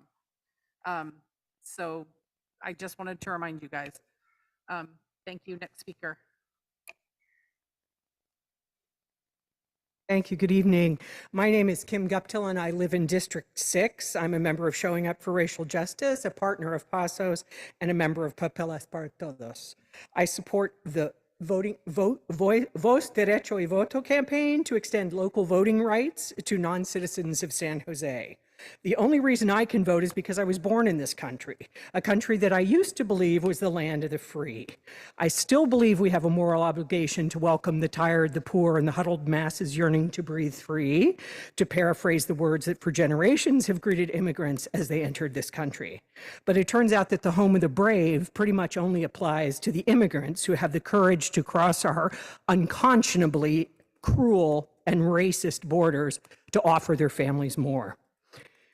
For the record, immigrants contribute directly to the economy, culture, and national and local development, and to our tax coffers, as many have noted. Thank you. Next speaker. Sorry, I want to remind it's 1 minute.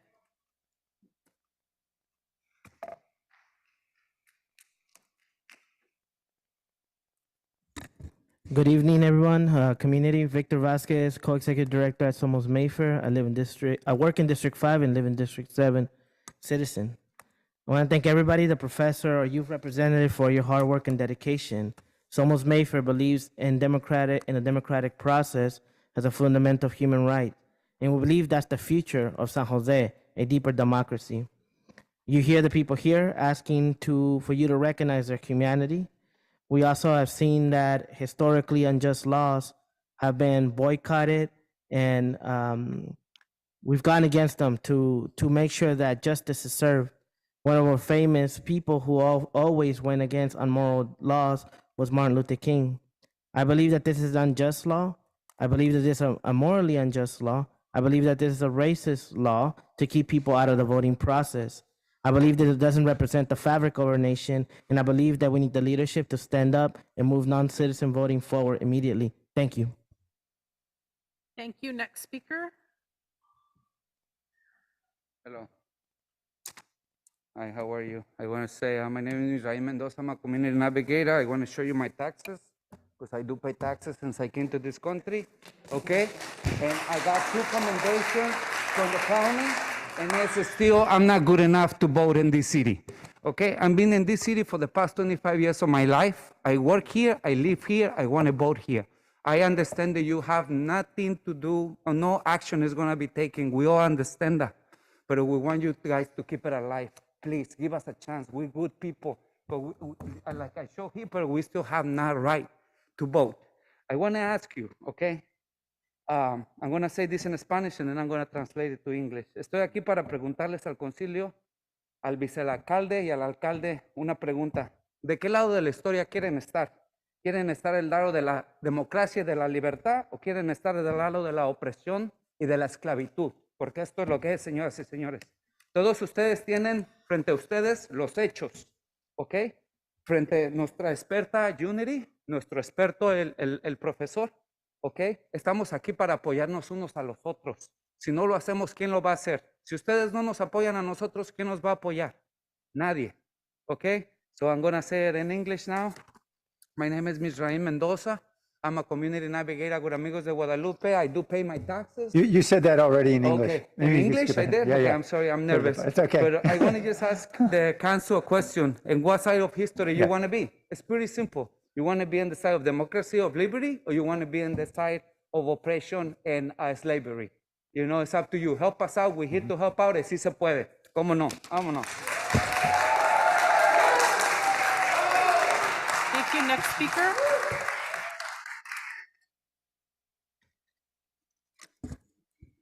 Hi, my name is Elizabeth and I live in District 3 in San Jose. I support extending local voting rights to all residents in San Jose. The right to vote is extremely important because to me, I grew up in a mixed status family. My dad died without being being able to vote despite being involved at the school district, city, and state levels as an immigrant. I want all immigrants unable to vote to be able to. No taxation without representation. Immigrants are involved in our community, even at the political level. I remember and still door knock and community organize in San Jose with folks who are unable to vote because they care about the issues that affect our community and yet are not granted the power to do so. But they do deserve to vote and further impact our community. Immigrants who may feel disenfranchised, like they don't matter, can't make a difference in the community, deserve the right to vote and be able to have more control over their lives. We believe that extending the right to vote will transform San Jose into a more inclusive and democratic city. Thank you. Okay, I'm going to move to Zoom. I've called all the speakers. I do have a stack of cards from people who did not come up. I'm going to say their names real quickly. Vicenta, Lourdes, Patricia Castillo, Maria Teresa, Oscar, Juana Villapando, Patricia Castillo, that's a duplicate, Sandra Hernandez, and Lucita. Yeah, hay un grupo en el otro cuarto. There's another group in the other room, right? No, we've already Oh, we got checked. them all? Okay. Yeah. So if you are one of those names that I called, please come up to the microphone. Say your name so I can put your card to the side and I know you've spoken.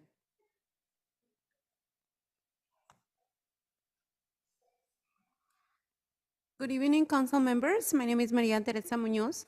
I've been living in San Jose for over 33 years. I'm original from Mexico City, and I was raised here in San Jose. I love San Jose. I'm also representing my community. I'm currently the president of San Jose Mobile Home and RV Park Neighbors. And I'm here. I was lucky enough to get my papers, but I see the struggle in my community. My neighbors, my family, my friends, they're all good citizens. They all pay taxes. We all pay taxes. Even before I even got my papers, I have 10 years of history of taxes. I volunteer in several places, and I would like to see my community getting better. I love San Jose, and I would love to see San Jose being a democratic place, a nice place and have rights. And I ask you to put yourselves in our shoes so you see the struggle that we go through because we don't have the right services, we don't have the right information. Yet we get to pay all the taxes. And like the people mentioned before, Thank you. Next speaker.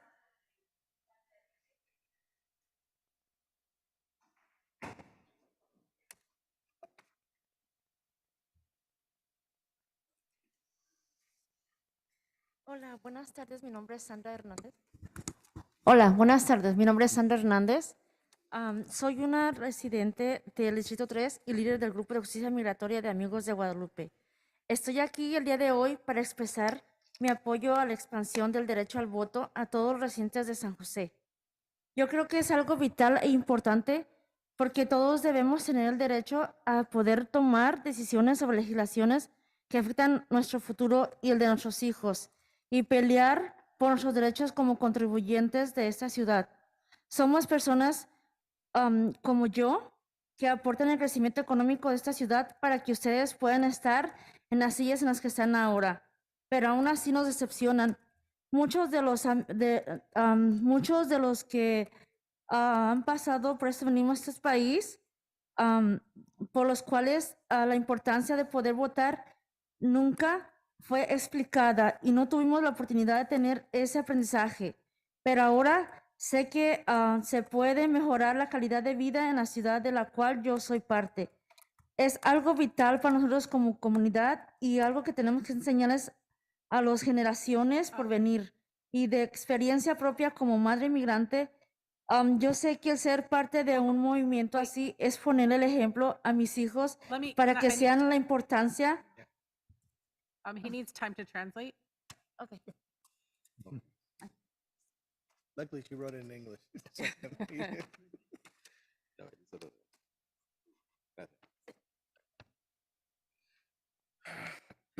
Hello, my name is Sandra, and I am a resident of District 3 and a member of group of the Justicia Migratoria Amigos de Guadalupe. I am here today to express my support for the voting rights expansion to all San Jose residents. I believe that it is vital and important because we must have the right to make decisions over the legislation that affect our families' future and fight for our rights and contributors of this city.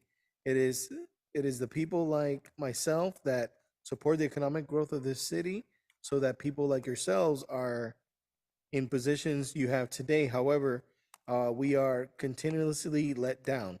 Many of us are immigrants, perhaps never worried over having these rights in the past because we come from countries in which the importance of voting was never taught or we didn't have the opportunity to learn about subjects like these.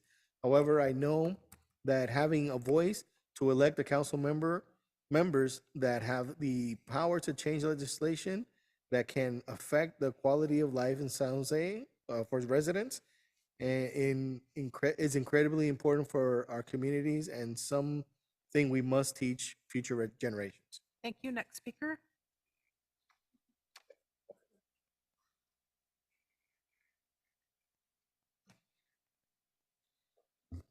Hola, buenas noches. Mi nombre es Vicenta Mayoral López. Vengo representando a Vecinos Activos, Papeles para Todos. Somos una coalición en la cual estamos aquí para que venga a representar a toda la comunidad que no somos escuchados. Ahora con lo de la pandemia, muchas veces hemos tenido que estar...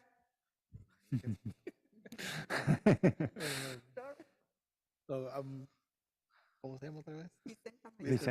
My name is Vicenta Mayer. I'm here representing the coalition of Papeles para Todos. ¿Quién más?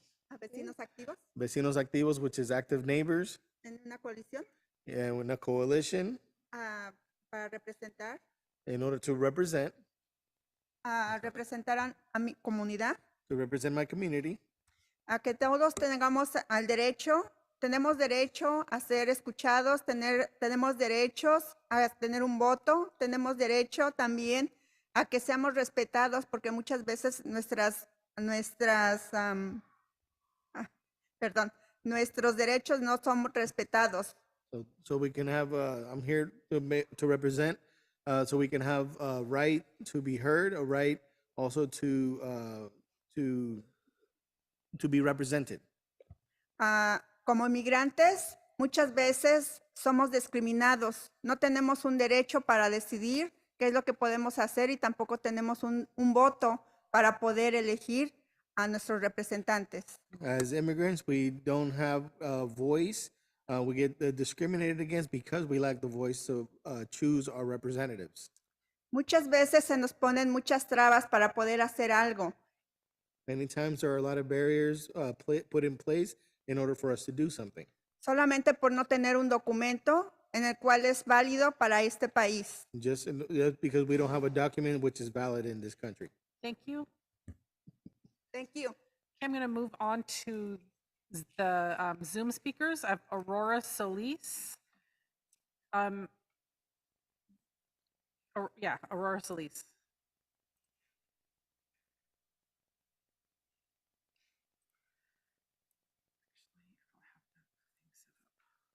Aurora?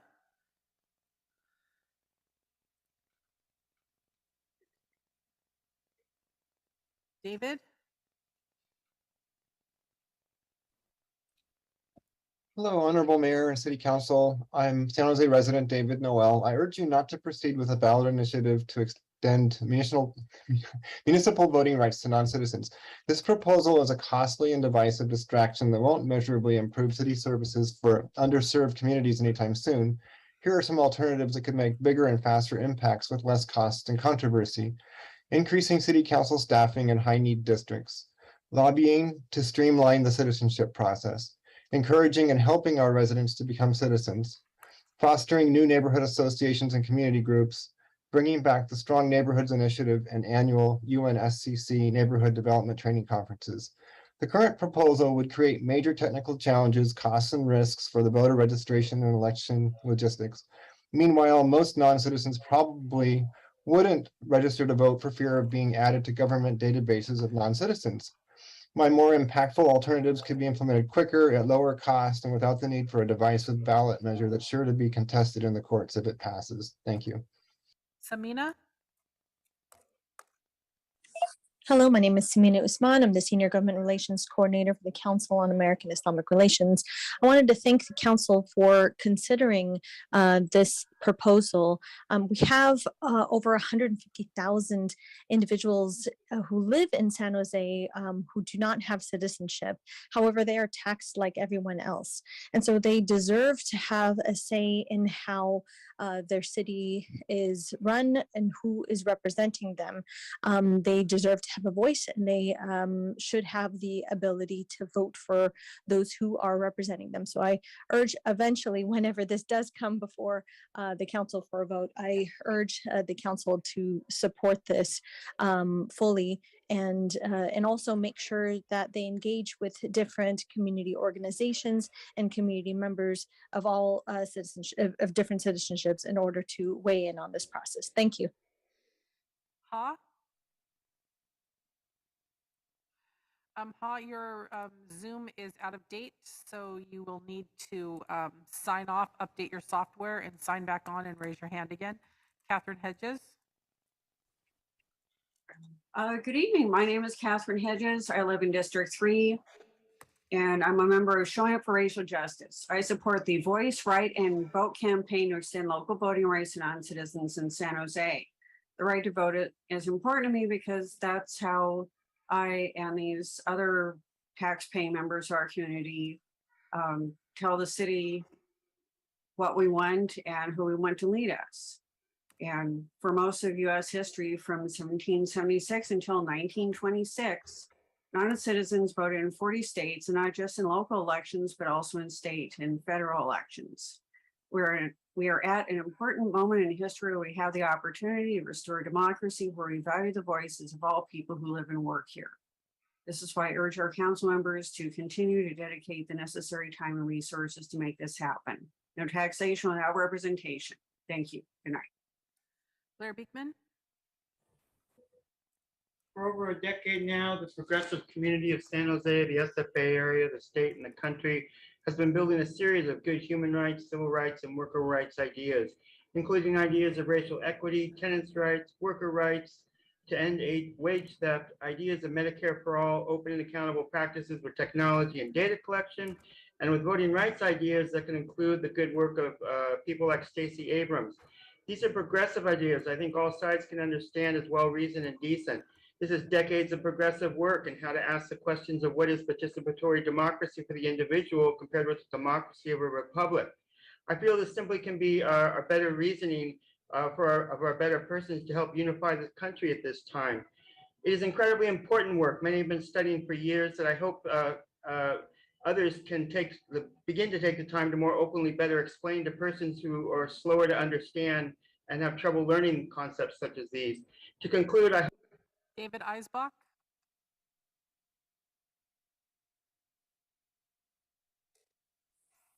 Yeah, thank you very much. I appreciate the opportunity to say a few things. You know, one of my observations tonight were this study. It's a little unusual to have a study session on a particular project and to have the pros in the first two long lectures, introductory lectures, to in fact be in favor of such a thing. And I was surprised as well to see that about 90% of the people who responded were representatives or of the nonprofits in the various areas. Another thing that struck me is that 7 out of, when it said that it took 7 to 8 years, and we had a number of people who were Sandy Perry. Yes, thank you. San Jose has a great opportunity to expand the right to vote and take a stand for democracy at a time when American democracy is under attack and in serious danger. I read a lot of the letters that were submitted to the council, and the clear majority of them not only oppose immigrant voting, but many also oppose the common sense immigration reform that would allow people to become citizens through legal channels. The problem, I believe there's a narrative, a false narrative out there. The problem is not that people don't want to become citizens. They're being blocked from becoming citizens by people who vote against immigration reform because they don't like the color of their skin. I'm a housing advocate. We're not going to solve San Jose's housing problems without unity. We're not going to have unity without equal rights, including the right to vote. Veronica Amador.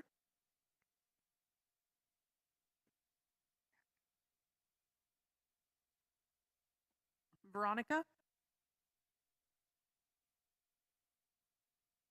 Okay, I'm going to move on to Rose Sullivan. Yes, hi, my name is Rose Sullivan, District 9. I'm a Hispanic woman. Both my parents were legal voting citizens. I too am concerned that we heard from a proponent or a report from a professor, proponent of the non-citizen vote. Where is the report from the opponent of the non-citizen vote? My question is, what is the projected additional cost per year to allow non-citizens to vote? Just like any other ballot statement, the price is, the cost is increasing, and that has to come from somewhere. So I'm concerned about that. Voting is a privilege. It is not a right, and it belongs to legal citizens. Within the Cecilia Chavez.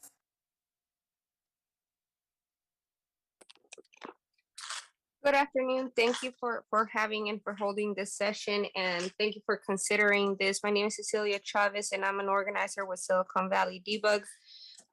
But I'm here more to speak just on my personal experience. I'm a DACA recipient, and I really want this to move forward. I really do want this to be explored and essentially passed. You know, how dare we have the audacity to ask for something like this, us non-citizens, non-legal residents, when, as Sandy Perry just mentioned, we've been blocked by so many, so many people to have any type of access to a legal reform to legalize our status. But today, you know, just think about this and study this. Thank you. Jessica Jenkins. Good evening, Mayor Liccardo and council members. My name is Jessica Jenkins. I'm an immigration attorney and I live and work in District 3 of San Jose.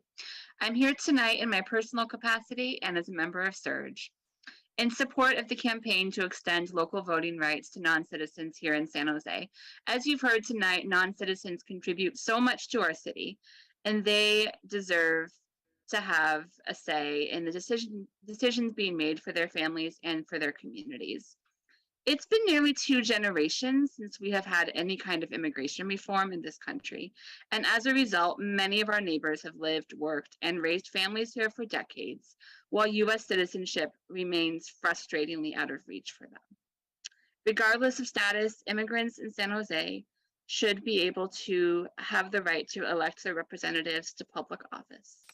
Thank you very much for your time. Dan? Hello, I'm Dan, and I oppose the non-citizen voting. There's numerous reasons. First of all, you got to have a relationship and a commitment to a place to vote. I know some American-born slobs are voting, but can't fix that. You got to go through the process, even if it's very inconvenient. Next one, you know, we've got a lot of people here who have relatives, potential hostages in communist China.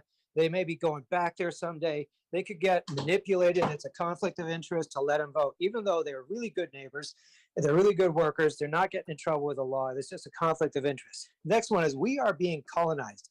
Long time ago, English speakers who look like me colonized San Jose, beat down the Hispanic people. It was wrong. Guess what? It's happening again. It's Biden's border surge. If we let the people vote, then they are going to turn this place upside down again.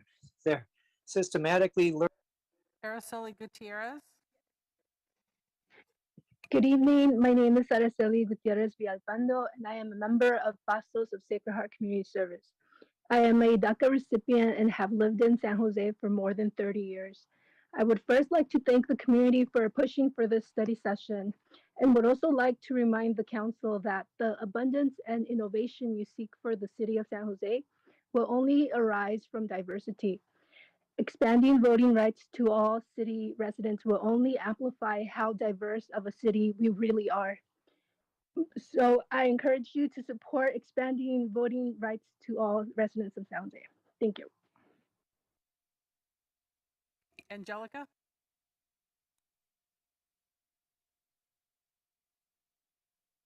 Angelica? Hola, buenas noches. Soy Angélica Flores, residente del este de San José, madre de 3 niños. Y Hold yo on. estoy aquí. Can you hold on just a second? Yes. Okay, switch Sí. the audio. Can you switch the audio?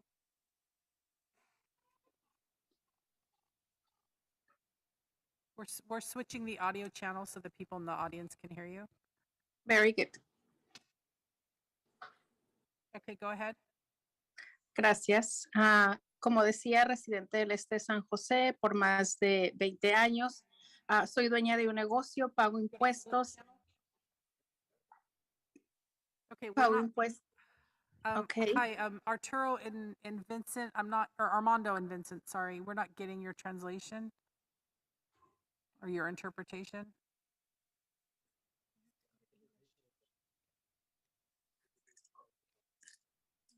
No, go to the English channel. We can hear you on Zoom in the English channel. Okay, go ahead. We were just on the wrong channel. Miss, can you please start over? Claro que sí, yes. Soy Angélica Flores, residente del este de San José, Distrito 5, madre de 3 niños. He vivido en este país por más de 20 años, siempre pagando mis impuestos de ocio.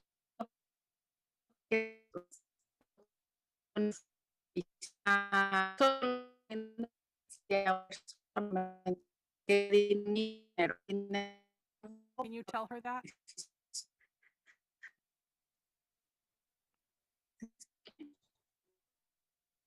Okay, Angelica, can you try yeah. signing on again and put your hand back up, and we'll come back to you because we're losing you. We're going to move on to Shane. Hi, good evening. Thank you for your time. I'm also shocked that there was not any balance to the presentations tonight. I am opposed to non-citizen voting. I believe it devalues the value of citizenship that was hard earned by many of our great citizens here in San Jose. Also, I think it was proven tonight that there is ample opportunity for engagement by people who don't necessarily have the right to vote. We can certainly speak out at public forums and let their voices be heard. And so there is opportunity for that. There are over 90,000 jurisdictions of various governmental bodies in the United States. A very tiny handful have this radical proposal implemented. And so I encourage you not to go down this road and get it overturned like New York and San Francisco have experienced with it being unconstitutional. So thank you for your time. Jay O'Shea. Hey, City Council, Mayor, everyone, thank you for letting me speak. So this is JOC with Central Planning. If someone opposes non-citizen voting, call them racist. It's real simple, people. As far as this 26th Amendment of the Constitution, which extends the right to vote to US citizens, we're going to squash this thing. Not just the 26th Amendment, the whole thing. Anyway, we also need to push for worldwide mail-in voting for everyone, so it doesn't matter where you are in the world. Everyone should be able to mail in a vote worldwide. We do need some requirements. We need to ensure all voters consume 10 hours of TV a day. MSNBC, CNN, Fox News, doesn't matter. We need to make sure all voters went to public school. Now, I do have a couple messages from Central Planning to the new non-citizen voters. Please vote for totalitarian-leaning candidates. Pinochet, Franco, Castro, Noriega, Chavez, our Argentina partner in the dirty war. And we know the American dream is tough to achieve, but we're at that part where the alarm clock's going off. Maria Gallardo.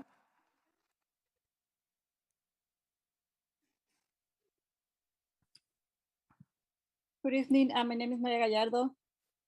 Thank you for allowing me to speak tonight. I've been living in San Jose for 25 years, and I support the Voice Right and Vote campaign to extend local voting rights to non-citizens in San Jose. The right to vote is important to me because I see the importance of everyone voting, no matter their legal status. It is important to have the option to choose who represent the city of San Jose. I am an American citizen, but I have close family and friends who don't, and I'm here for them and for my community. Building a democracy and inclusive San Jose in California makes the city an example of other communities in the United States.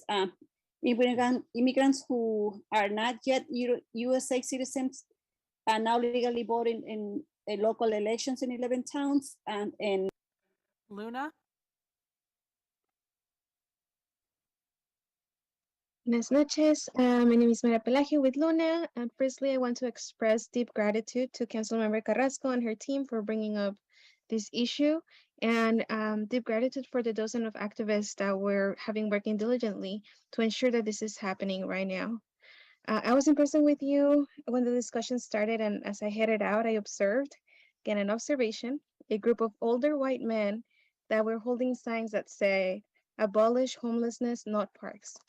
And that truly tells you the tale of two San Joses, as they are clearly not affected by the housing crisis, as our communities are. I do not want to repeat what has been said, but we are here to demand that you listen to the experts and expand the voting right to all San Jose residents, so we can choose a representative who can truly understand our struggles, who can advocate for immigrant rights, housing rights, higher wages, education for our children, and Sandra.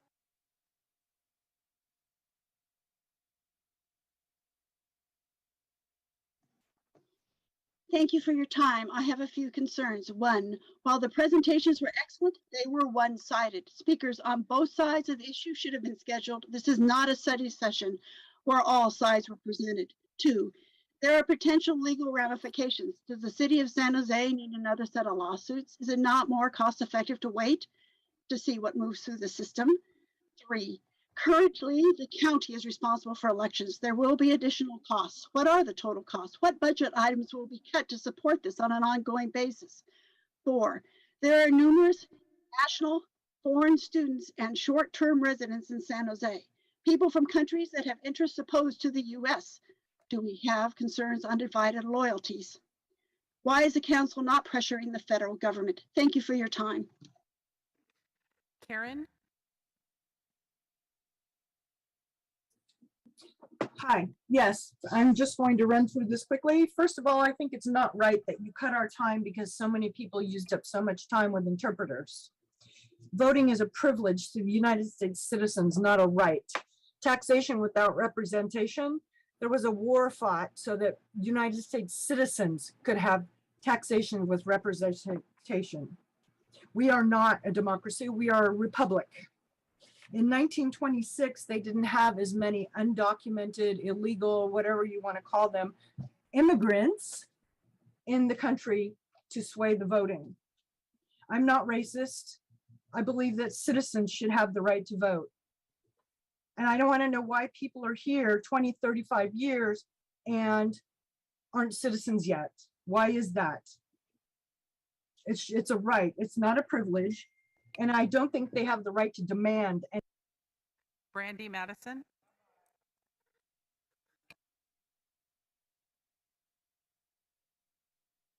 Brandy?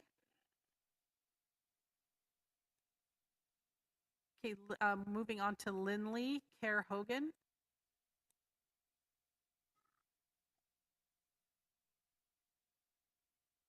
Lindley? Okay, we're going to move on to Jessica.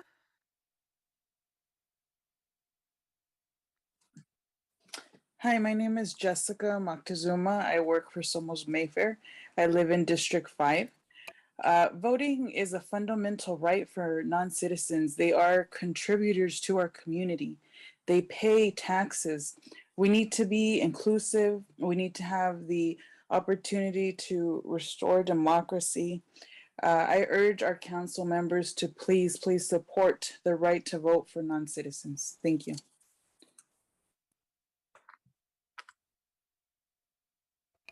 Olivia? Good evening, my name is Olivia Ortiz. I live in District 5, and I'm also a small business owner. I'm a mother of 2 kids, and because of my 2 kids, I've been working and organizing in my community. I'm here to support the Boys of Right and Vote campaign to extend local voting rights to non-citizens in San Jose. The right to vote is important to me because we contribute to the city in all aspects. Non-citizens are important to our community because they contribute directly to our community, culture, and national and local development, regardless of immigration status. Residents of the city of San Jose must be guaranteed the right to elect their representatives to public office in our society. Extending voting rights to non-citizen residents will transform San Jose into a more inclusive and democratic city. So my ask today for you guys to please move forward with this, the extent of rights to non-citizens in San Jose. Thank you. Cheryl? Hi, yeah, one thing I would like to say, I think the format for this, and the way this is being done is very strange because we had a commission last year that spent a whole year, and one of the things was voting, like ranked choice voting, and this thing was never in there. This study should have been done properly with the commission, not just thrown out there at some council meeting and having all these people coming in right now. But one thing I would like to suggest as well is, I think our council should look at passing some legislation to make it mandatory that everyone who's eligible to vote and who's registered to vote actually comes out and votes. I would like to have a special study session on that one. Thank you. Luis Angel Reyes? Good evening, Mayor, council members, and members of the public. My name is Luis Angel Reyes Zabalza, and I'm an immigration attorney at Pangea Legal Services and the attorney coordinator for the Santa Clara County Rapid Response Network. But I speak to you today not as an attorney, but as an undocumented person myself and member of the movement Papeles para Todos, who you've heard from tonight. I first migrated to the United States and resided in San Jose when I was 7 years old. That was 27 years ago. In that time, my family and I have grown roots here. 150,000 other non-citizens have done the same. For decades, we've worked in the city, paid taxes in the city, and been vital members of the city. As an attorney, I provide much needed legal services to my community right here in San Jose. But because I am a DACA recipient, neither I, my parents, or the other 150,000 non-citizen families that have made San Jose their home have a say in who represents them. We are denied a voice. We are denied basic civil and democratic rights. This is disenfranchisement, a disenfranchisement rooted in this country's history of xenophobia and white supremacy. This is something San Jose should remedy. Joni Murphy.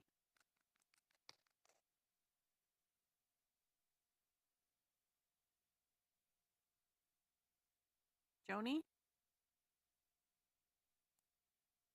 This is Joni, and I am in District 10, and I oppose non-citizen voting. First of all, it's unconstitutional to allow non-citizens to vote. And if somebody has lived here 25 years, I also wonder, why haven't you not gone through the proper legal channels and become a citizen? It's a privilege and responsibility, and many have fought and died for our rights as citizens. Has our city council really got the best interest of its San Jose citizens in mind with this initiative? I think that we need to study and look at this very seriously. I want to also say that it's easy to corrupt the voting system with people who are not citizens. They can be swayed because they don't understand. Aurora Solis.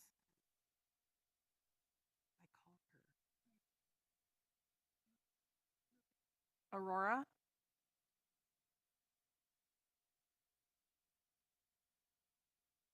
Okay, I'm going to move on to Tony Romero.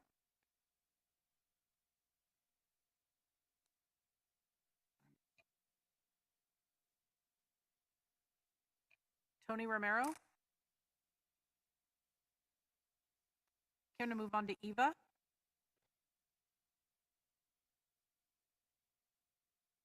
Eva. Good evening. My name is Seva, and I have two daughters who were born and raised in San Jose. Right now, they're in high school, and I never had the right to vote who's representing the education for my kids.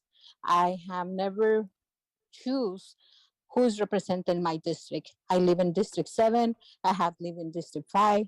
I own my house. I lose it in 2008.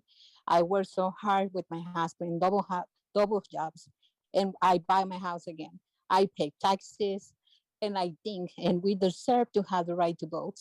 Just remember, this land was ours many, many years ago. Thank you. Denise. Hi, my name is Denise. I go to school in San Jose District 5, and I am in support of the Voice, Right, and Vote campaign to extend local voting rights to non-citizens in San Jose. The right to vote is important to me because San Jose should be inclusive. For most of the U.S. history, from 1776 until 1926, non-citizens voted in 40 states, and not just in local elections, but also in state and even federal elections. We are in an important moment in history, and we have the opportunity to restore democracy where we value the voice of all people who live and work here. This is why I urge our council members to continue to dedicate the necessary time and resource to make the non-citizen voting in San Jose a reality. You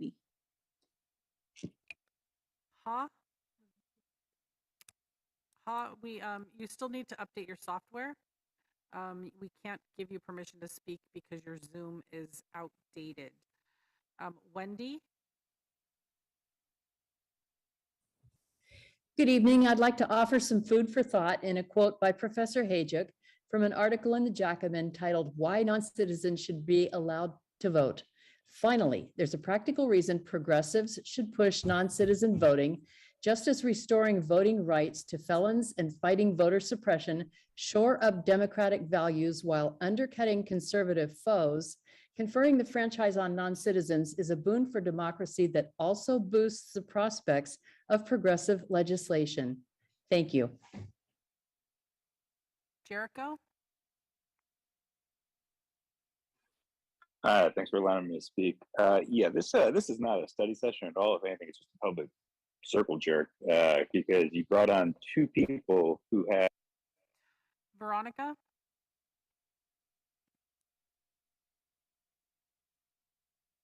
Hi, everyone. My name is Veronica Amador, and I am a community leader and a parent, and I'm here representing Empuje Somos Mayfair. I'm also here in support of continuing to advocate for voting for all. A few years ago, a council member sitting right here today planted a seed in a classroom to fight for my community to advocate and demand for change and injustices. He taught Eastside students on a history and planted seeds again to fight. And here I am as a blossom flower fighting for that and advocating for my community tonight. I want to thank Council Member Matt Mayhem for that. And I look forward and continue to look forward with the whole council on advancing this voting for all. And it's not just for one community, but for a million people, for billions of people that will change lives, not now, but just for history. Thank you. Anna Kramer.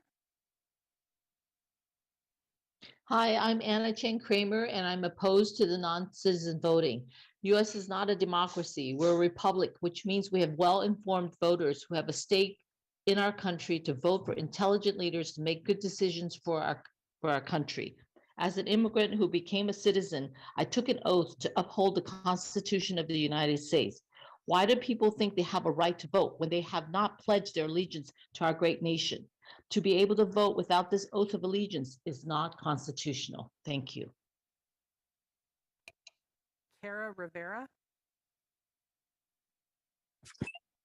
Hi, good evening. My name is Cara Rivera, and I'm a member of Papeles para Todos and Sacred Heart Pasos.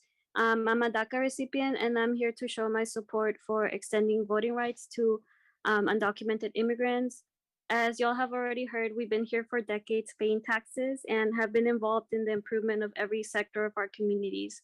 Undocumented immigrants are constantly in here involved in the decision-making through public comment and organizing. We have the political knowledge and deserve this right to choose our representatives. It's unconstitutional and it is racist to not give a vote to all community members. So I truly hope that you all have listened to a majority of us and have considered what you heard today. Thank you. Zoila Rollins. Hi, my name is Zoila Rollins, and I oppose the rights for non-citizens to vote. I am Hispanic. My family comes, they worked in the fields and they picked in the fields. They came here and they got their papers here legally. And we are a constitution of a republic. We're not a democracy. Voting is a privilege. Voting is not right for citizens, for non-citizens. Citizens, everyone pays taxes here. So they need to come and follow the rule of law. They've been here for 30 years. Why haven't they become a citizen yet? And this presentation was one-sided, and it sounds like this group of papers for everyone is something that was created to kind of take over our voting rights here. So I oppose of this, and I hope this doesn't move forward. And again, this is not a study session. This is ridiculous for the city of, and this is unconstitutional as well. Thank you. Angelica.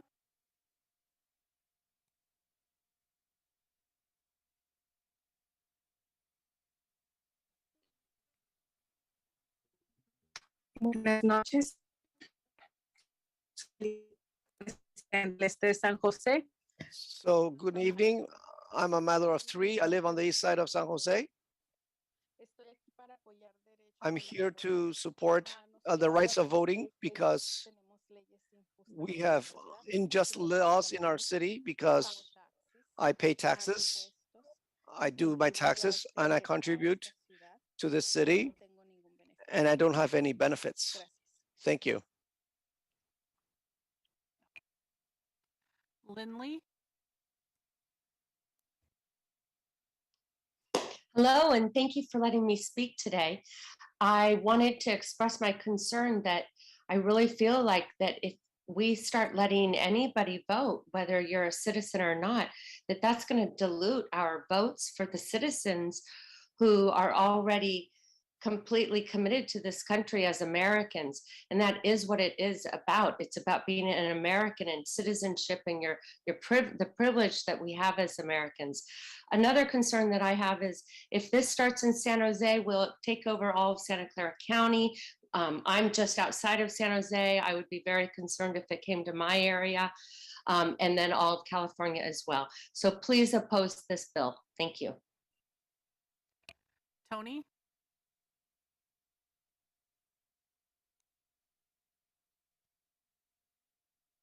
Tony Romero. Okay, we're going to try Saul Ramos. Hello, good evening. My name is Saul with Somos Mayfair, and I'm here to support non-citizen voting. I want to show my appreciation, however, for the courageous leadership of Councilmember Carrasco, the many organizations speaking here today, business owners, leaders, and organizers that have shown up today. Hearing the opposition, the fear, the mental gymnastics, the historical distortion, all of that fills me with gratitude for your work, for your fight to dismantle the long tentacles of white supremacy thinking. Your leadership tells us that, yes, that we're ready for change. Not going to repeat what our community is telling us, but that it's time for San Jose to undo years of injustice and systematic economic exploitation of non-citizens in this community. Change comes only with full representation. Thank you. Ha Tran.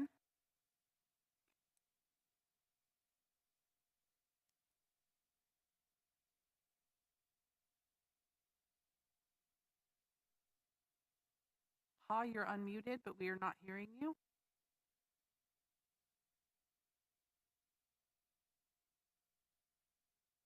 Okay, I'm going to move to Susie May. Hello, City Council members. You have just discriminated against all the remaining speakers by reducing the public comment to 1 minute when you gave the other speakers unlimited time. You are starting the timer before they speak. Do you think that is fair? I am deeply concerned that both of your speakers spoke in favor for this proposal, but you did not have a speaker to give another perspective that was against the proposal. This action demonstrates that this council is not listening to your constituents. How do I know this? Because the majority of the letters of the public are against the proposal to allow non-citizens to vote. Many of them state that allowing non-citizens to vote is a violation of California's state constitution, specifically California Constitution, Article 2, Section 2, which states a U.S. citizen 18 of age and resident in the state may vote. Please adhere to the Constitution. Thank you. Adriana. Hi, my name is Adriana, and I am in favor of this proposal for many reasons. And when I listen to the people that oppose, one of them mentioned that her parents has the opportunity to get the access to vote and get the legal access. In that time was easier than this time. So she won't be able to say that this is ridiculous if she didn't have the chance to have, and her parents didn't have the chance.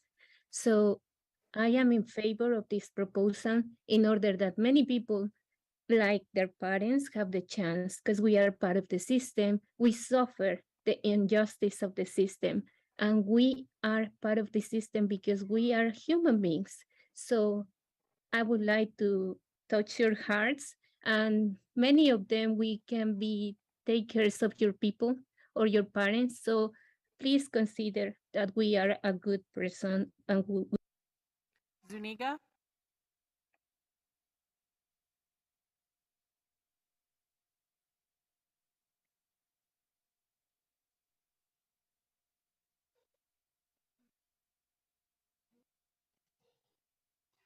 Okay, I'm going to try Ha Tran one more time. This will be the 4th time we're trying you, Ha. Yeah. Hello, my name is Katya. I live in San Jose for more than 40 years. This is a different age, not year 1776, 1926, where immigrants can vote like Professor Ruskin said. We have communist countries that are tyrannical and have more than 1 billion of people ready to come and overturn our country's constitution. I love USA. If you love USA like I do, you can wait like I do and go through the process of becoming a citizen. We all pay taxes. Taxes provide us all with safe roads, parks, etc. But the right to vote is a national security. And not take a chance of losing our beloved USA. Please oppose non-citizen voting. Thank you. Aurora. We've tried you a couple times. This is the last time I'm going to try you, Aurora. Can you hear me? Can you hear Yes. me? Yes. Okay. Okay, my name is Aurora Solis. Good evening, Honorable Mayor Sam Licardo and council members. I live in San Jose District 7, and I am in support of the Voice, Write, and Vote campaign to extend local voting rights to non-citizens in San Jose. We are at an important moment in history where we have the opportunity to restore a democracy where we value the voices of all people. We live and work here. This is why I urge our council members and Mayor Sam Licardo to continue to dedicate the necessary time and resources to make non-citizen voting in San Jose a reality. Thank you. And Zuniga, we're going to try you again.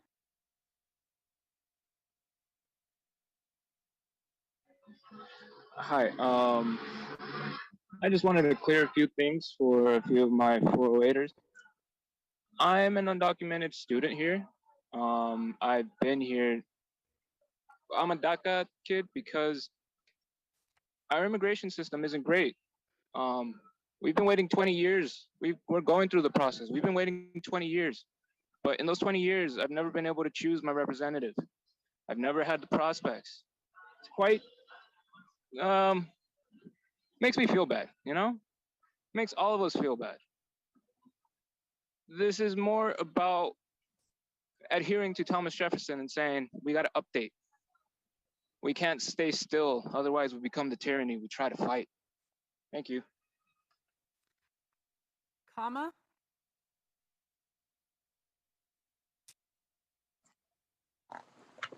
Hello, thank you.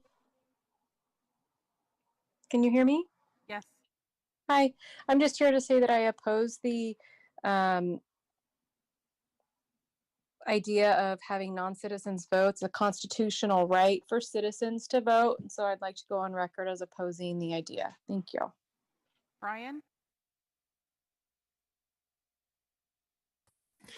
Yes, I heard a number of the presenters talk about how they've been here 30 plus years. We have congressional representatives that have been in office for 30 plus years that aren't addressing these issues.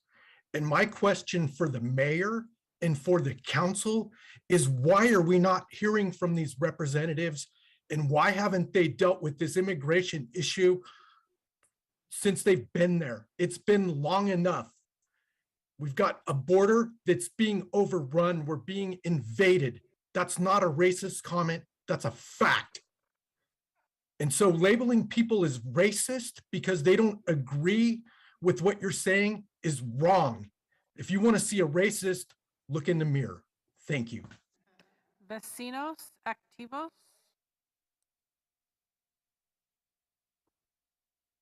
My name is Maria Guerrero from Somos Mayfair. I live in District 6 and I work in D5.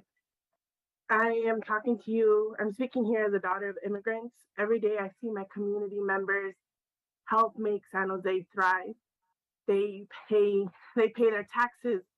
They do everything that they can to just survive, and not having a right to vote or have a say in what they do every single day and help their city. You see them here speaking out in front of you to have a voice, and yet we can't give them a voice on a piece of paper.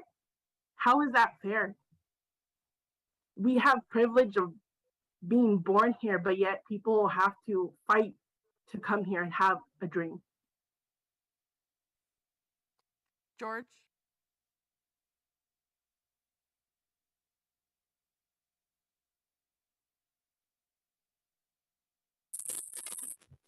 Yes, can you hear me? Yes. I'm an immigration. I'm an immigrant. I also are American citizen. So I oppose the non-citizen vote. I just want to put the record over here. I heard a lot of their reasons they want to vote. The only thing is they pay tax, so they won't vote. This is not right because the if you love this country, you have to show you are be a citizen. So if not you're a citizen, I don't think that you have the right to vote. Thank you. Back to the council. Thank you, and thanks to all the speakers who came out and spoke today. I'm going to start out with my colleague, Councilmember Carrasco. Thank you, Vice Mayor. First of all, I wanted to thank the community for coming out and giving us your lived experiences and your perspectives. I also want to thank Dr. Hayduck. Yes. Dr. Hayduck, and of course, our brilliant student from Cristo Rey. And so I guess I have a couple of questions, and I'm not sure who's going to be able to answer this. I wanted to ask what is happening in the state of New York and with the cases in San Francisco. I know that they've been taken to court, it's been struck down, but my understanding is that it's being appealed. So is there anybody that can answer that question? Is Nora around? Oh, Nora's on. Yeah, Okay. Nora All right. Yeah, Nora and Mark are both here with the city attorney's office on Zoom. Okay. Hi, council member. It's Nora. Our understanding is San Francisco and New York both intend to appeal. I don't know that the appeals have been filed at this point. And do you happen to have the details on the court's decision? With respect to San Francisco, it appears that the trial court relied on the state constitution and Section 2, Article 2, as well as the elections code. The elections code states that a person entitled to register to vote shall be a United States citizen, a resident of California, and some other criteria. And the Article 2, Section 2 of the California Constitution states that voting is allowed for United States citizens 18 years of age and residents in the state. It specifically says United States citizen 18 years of age and resident in this state may vote. So that's the language of the state constitution.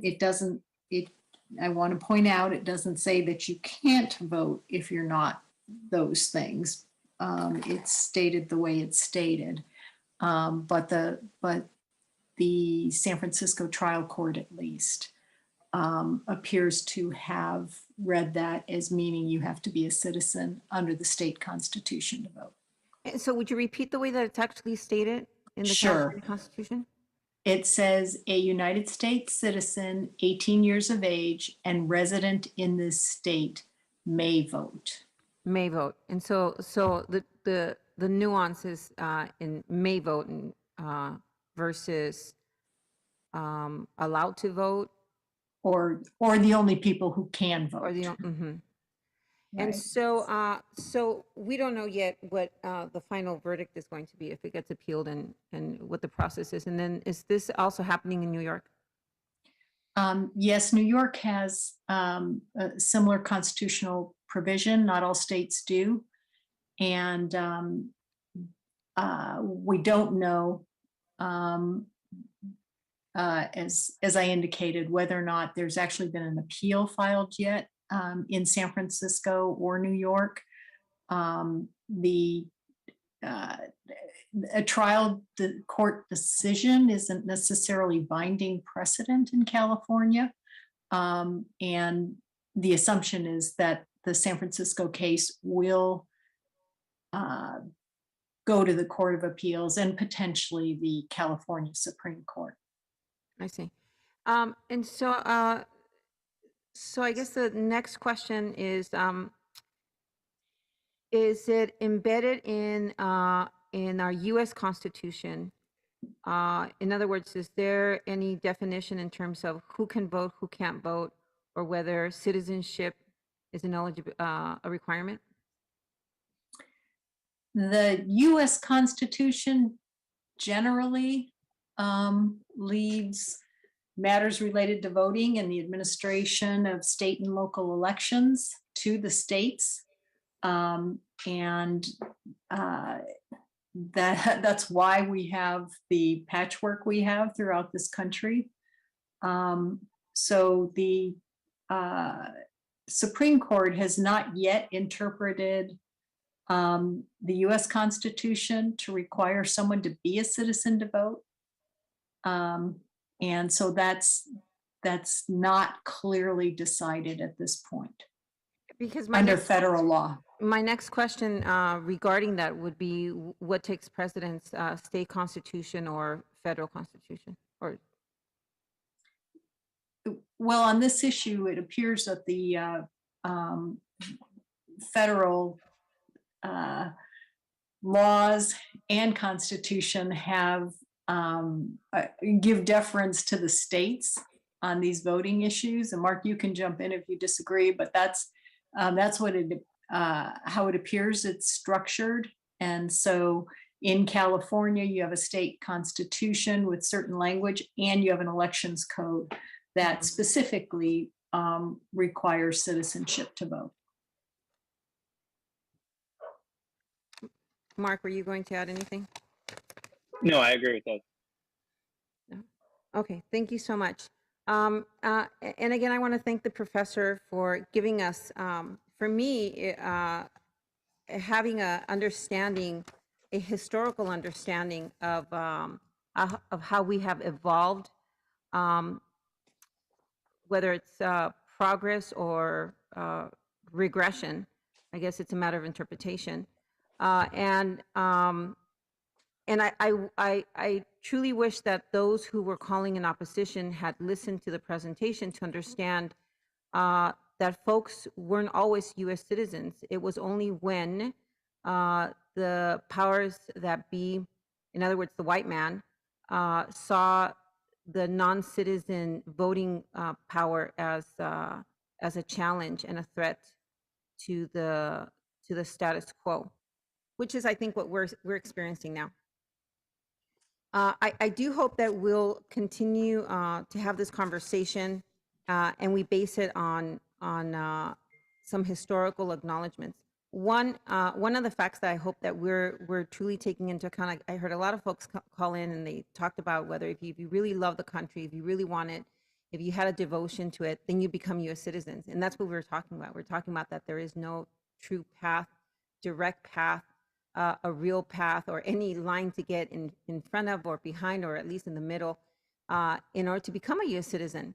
And so it's up to local jurisdictions to decide and create an environment where those who are contributing, who are participating and who want to engage have an opportunity to do so safely and legally. And what we're seeing throughout the country is that there is a real move towards voter suppression of folks who have previously been disengaged, who have previously been disenfranchised.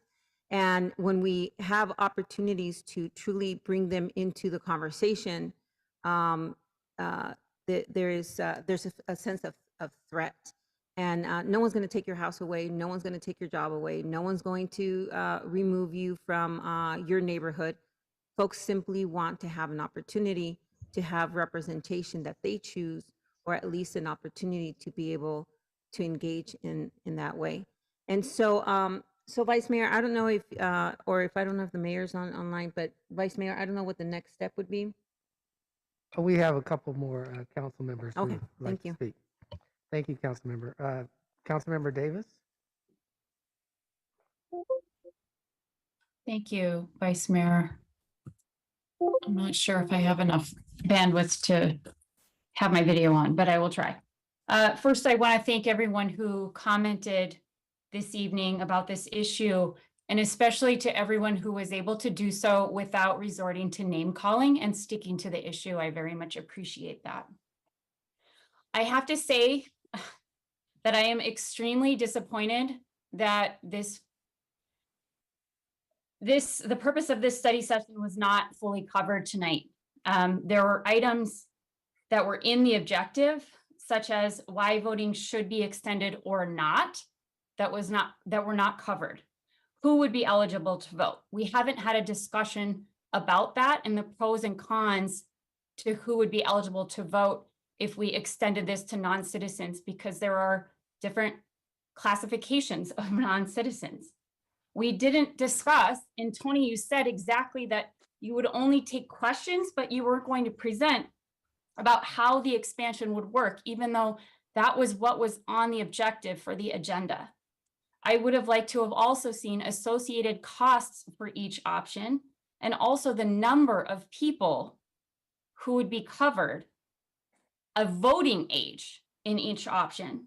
There was one paragraph in the memo that only roughed out the costs and it wasn't clear. So my question about that paragraph is, are all the costs in that one paragraph to estimate costs, Tony, are these per election costs? Is this for citywide? Is it for, if we're having half, only half the city voting because it's only district elections? Is the software a one-time cost? Okay, What are the details? It's difficult to get exact details without direction from council, because it's a lot of work for the ROV to go through and get exact figures. So the figures that I chose are based on the invoices that we've received for our regular elections. I do have in here estimating on page 4, we're making the assumptions that resident aliens, permanent residents would be allowed to vote, not all residents. So this would be people who have immigrated, documented immigrants would be allowed to vote. They would be required to register. The ballots will be sent to the regular citizen voters as it always has been sent. And then the registered municipal voters would receive a separate ballot, and that the ROV would be able to provide services for this election. I looked at the city of New York, which estimated $4 million, but they already own the software. They run their own elections. We do consolidate. The software cost would be probably one time, but as I've seen from all software that we purchase at the city, there's usually ongoing subscription costs. We looked at San Francisco spent $300,000 on software and outreach. So the costs that I've included are per election. So those are the assumptions that I made and the numbers. But again, I said in the memo that the costs are very rough, because until we have direction, I don't direct the ROV to do work. And this is a busy election year, obviously. 2022 is a gubernatorial election for her. I did not ask them to give me exact, like a better estimate until we have direction. Did you, if we suggest resident aliens, but the original direction is just, residents of the city of San Jose. So unless I have specific direction that we can go back to the ROV and say the city council is definitely moving forward with this, let's get some really good numbers. But it would be, I have the possible number of non-citizen voters in the memo is 97,847. That is based on the population in San Jose is 40% non-citizen, and 47% of that 40% are permanent resident citizens. So I estimated the 97,847 possible non-citizen voters, taking the current registered voters we have of around 520,000, taking 40% of that and then 47% of that 40%. So the estimates that I used are based on the 97,000 potential non-citizen voters. I had a very difficult time getting specific numbers from the census and the State Department of Finance. I was getting more percentages. I looked at the estimating of a 10-page ballot to be, it's $30,000 per page on an estimate for a 1 page of printing. I have that because we wouldn't be sending it out to as many voters. So that's where I got the estimate of 1.5 million for printing costs alone. And the base charge was calculated based on our current invoice from the June election. And what about extra staffing costs? Well, the extra staffing costs in the city clerk's office, really depends on how much service the ROV can provide to us. If the registration's going through them and their software versus me, my office, we would need to add, several staff people if we were managing it. If the ROV's managing it, it would be less people. It would increase the costs that we're spending to the ROV. But again, I can't get an exact number about that until we have better direction. So the low number that you gave us was over 3.3 million total. Yes. And that's basically per election, and that's not including staff costs. Yes. So the minimum amount of cost is 3.3 million per election. Yes, because we would be currently we're spending 2.2 million on the June election, and we're sharing those costs with multiple jurisdictions. So my estimate is based on us bearing the full cost of the staffing of the counting the ballots, printing the ballots, handling the registration.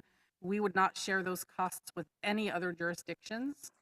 So we would bear the full cost of that. So again, they're still rough numbers, but I didn't want to paint a rosy picture and say, oh, it's going to be half of what we would normally pay, because we would be bearing the entire cost of that election.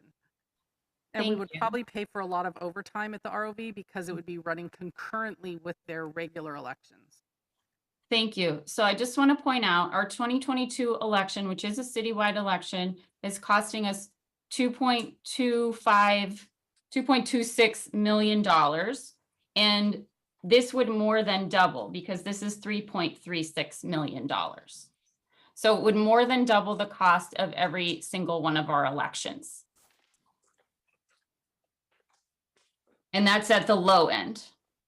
So one of the other things that was not covered that I would have liked to have seen covered, because one of my residents, when this first was brought up to me, called me and said that she also works with immigrants and is a lawyer, and was very concerned about even legal, documented non-citizens voting because of the potential for error in getting, if the ROV handles it, I know there's going to be more of a possibility of this, but there's a possibility of this in any case, getting a ballot that they weren't qualified to vote for everything on that ballot and voting erroneously. I don't think that's voter fraud in the sense of someone meant to do it, but I know that not everyone takes, is a fully informed voter. I mean, even, I don't know about all of you, but I don't read about every single thing that's on my ballot. I don't read the whole 100 pages that come to me from the city, from the state, all of that kind of stuff. I'm not a fully informed voter. I don't think it's possible to be a fully informed voter. I think it's very easy to make a mistake, especially if you fit into a small category that is outside the norm.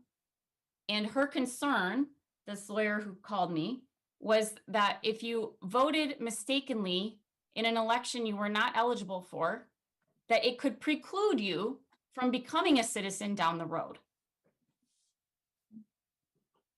So I'm concerned about that. I'm also concerned, in the memo, it talked about San Francisco, and you mentioned this, Tony, in your comments, San Francisco spending $300,000, and what they got for that $300,000 was 49 people registered to vote. That didn't even say how many of them voted. 49 people registered to vote after San Francisco spent $300,000 That's over $6,000 a person just to get them registered. We don't even know if they voted. I'm glad it went up after that first election, but we don't know how much they spent after that. And so I'm really concerned about that. I've been on record, so no one's going to be surprised at my comments, I'm sure, but I've been on record as being opposed to this from the beginning. What I would have liked, though, is for us to have a real discussion about this. I think I'm bringing up reasonable concerns. None of this was in the presentation. We had a little bit of it in the memo. But also, last but certainly not least, very importantly, this is currently going through the courts, and in San Francisco, it was struck down as being against our state constitution. We are the most thinly staffed police department of any big city in America. We are the most thinly staffed city in all of the United States. With our city staff, I can't justify spending more than double what we already spend on elections when we don't have enough police officers to keep everybody safe. When Peter's Bakery was robbed at knife point just last week. I think we have many more important things to spend our time on and to spend the taxpayers' dollars on. And I'm really disappointed that we're not having this discussion really about this issue, including everything that should have been included. That's it for me. Thank you, Council Member. Raul, you had your, Councilmember Prowse, you had your hand up and then down and then back up again. So I'm going to go to you. My apologies. Thank you very much. Going back and forth a couple of devices here. Well, first off, I want to say thank you to our staff and to the community that came out today to participate. And I think I've made it pretty public my opinion on this. So I share a different opinion from Councilmember Davis, but I do want to echo a couple things that she said. Number one, I too would have hoped for a more balanced presentation today as a study session goes. I think that could have helped us, and I think in the future, depending on what decisions are made, it would be best to have that opportunity and a full discussion of the council of the pros and the cons. And I don't believe that we had that, at least not from the staff side of the presentation, the presenter that we had, the participant that we had. Public commenters, you know, obviously was overwhelmingly in support of this. I appreciate that because I am too. You can never gauge where we're going to get with public comment on one side or another. But I think on our end, we certainly could do a better job at being more balanced in the presentation. I know that there were some specifics that were laid out in the study session initial request. And I do think we have some time though. So I don't want to make it seem as though this is the last opportunity, because it's not. We're not making a decision tonight. We're not going to be making a decision whether this goes forward or not, or whether we put this on a ballot.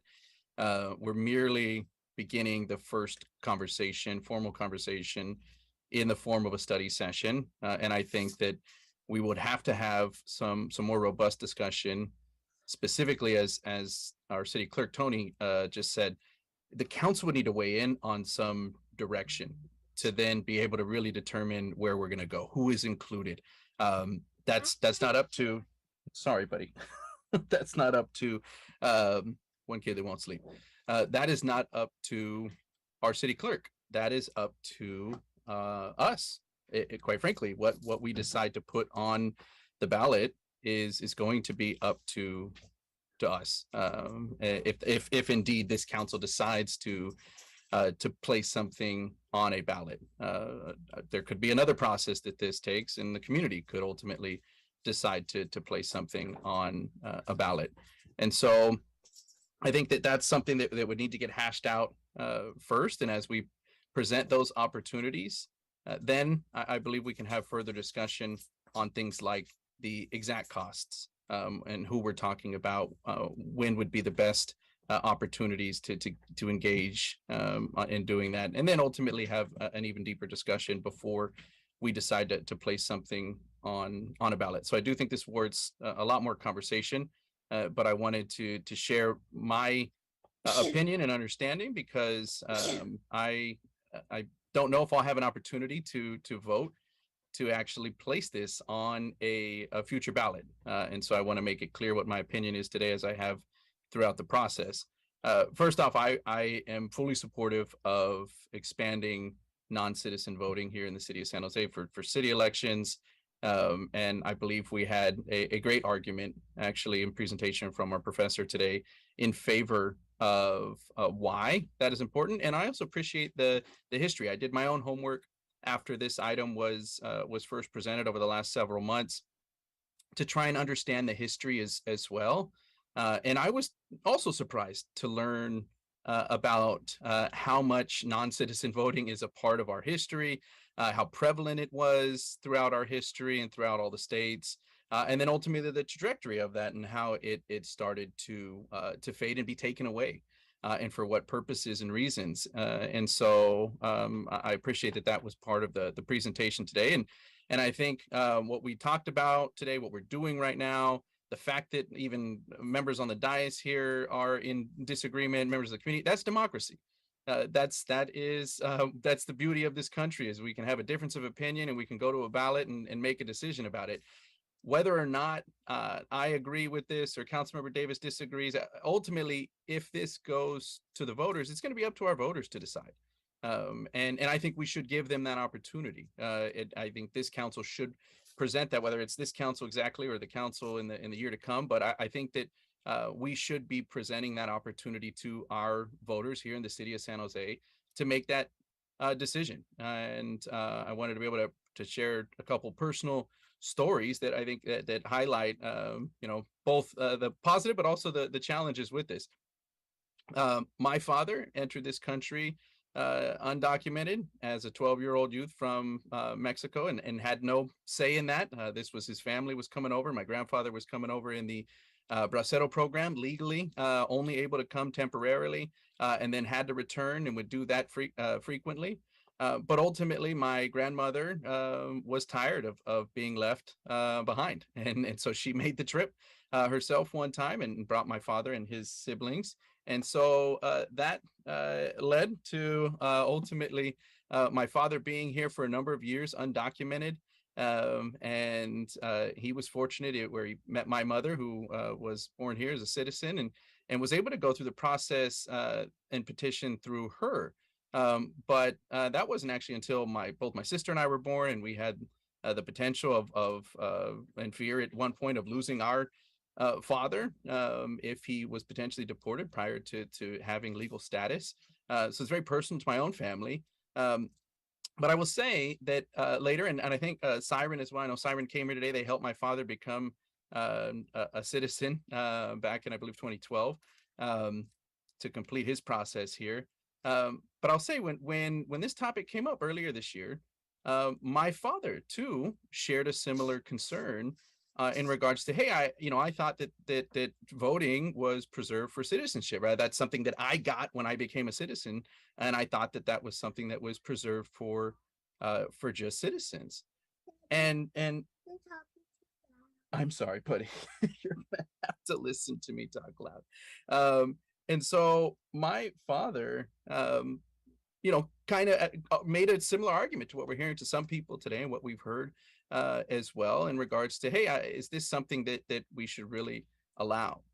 What my father didn't know was the history that we learned today and the history that I myself had gone out and learned. And as I helped to educate my father on that history and understanding the process and how non-citizens have had a tremendous history and a long history here of being able to vote, and then having that taken away, and in some places having that restored.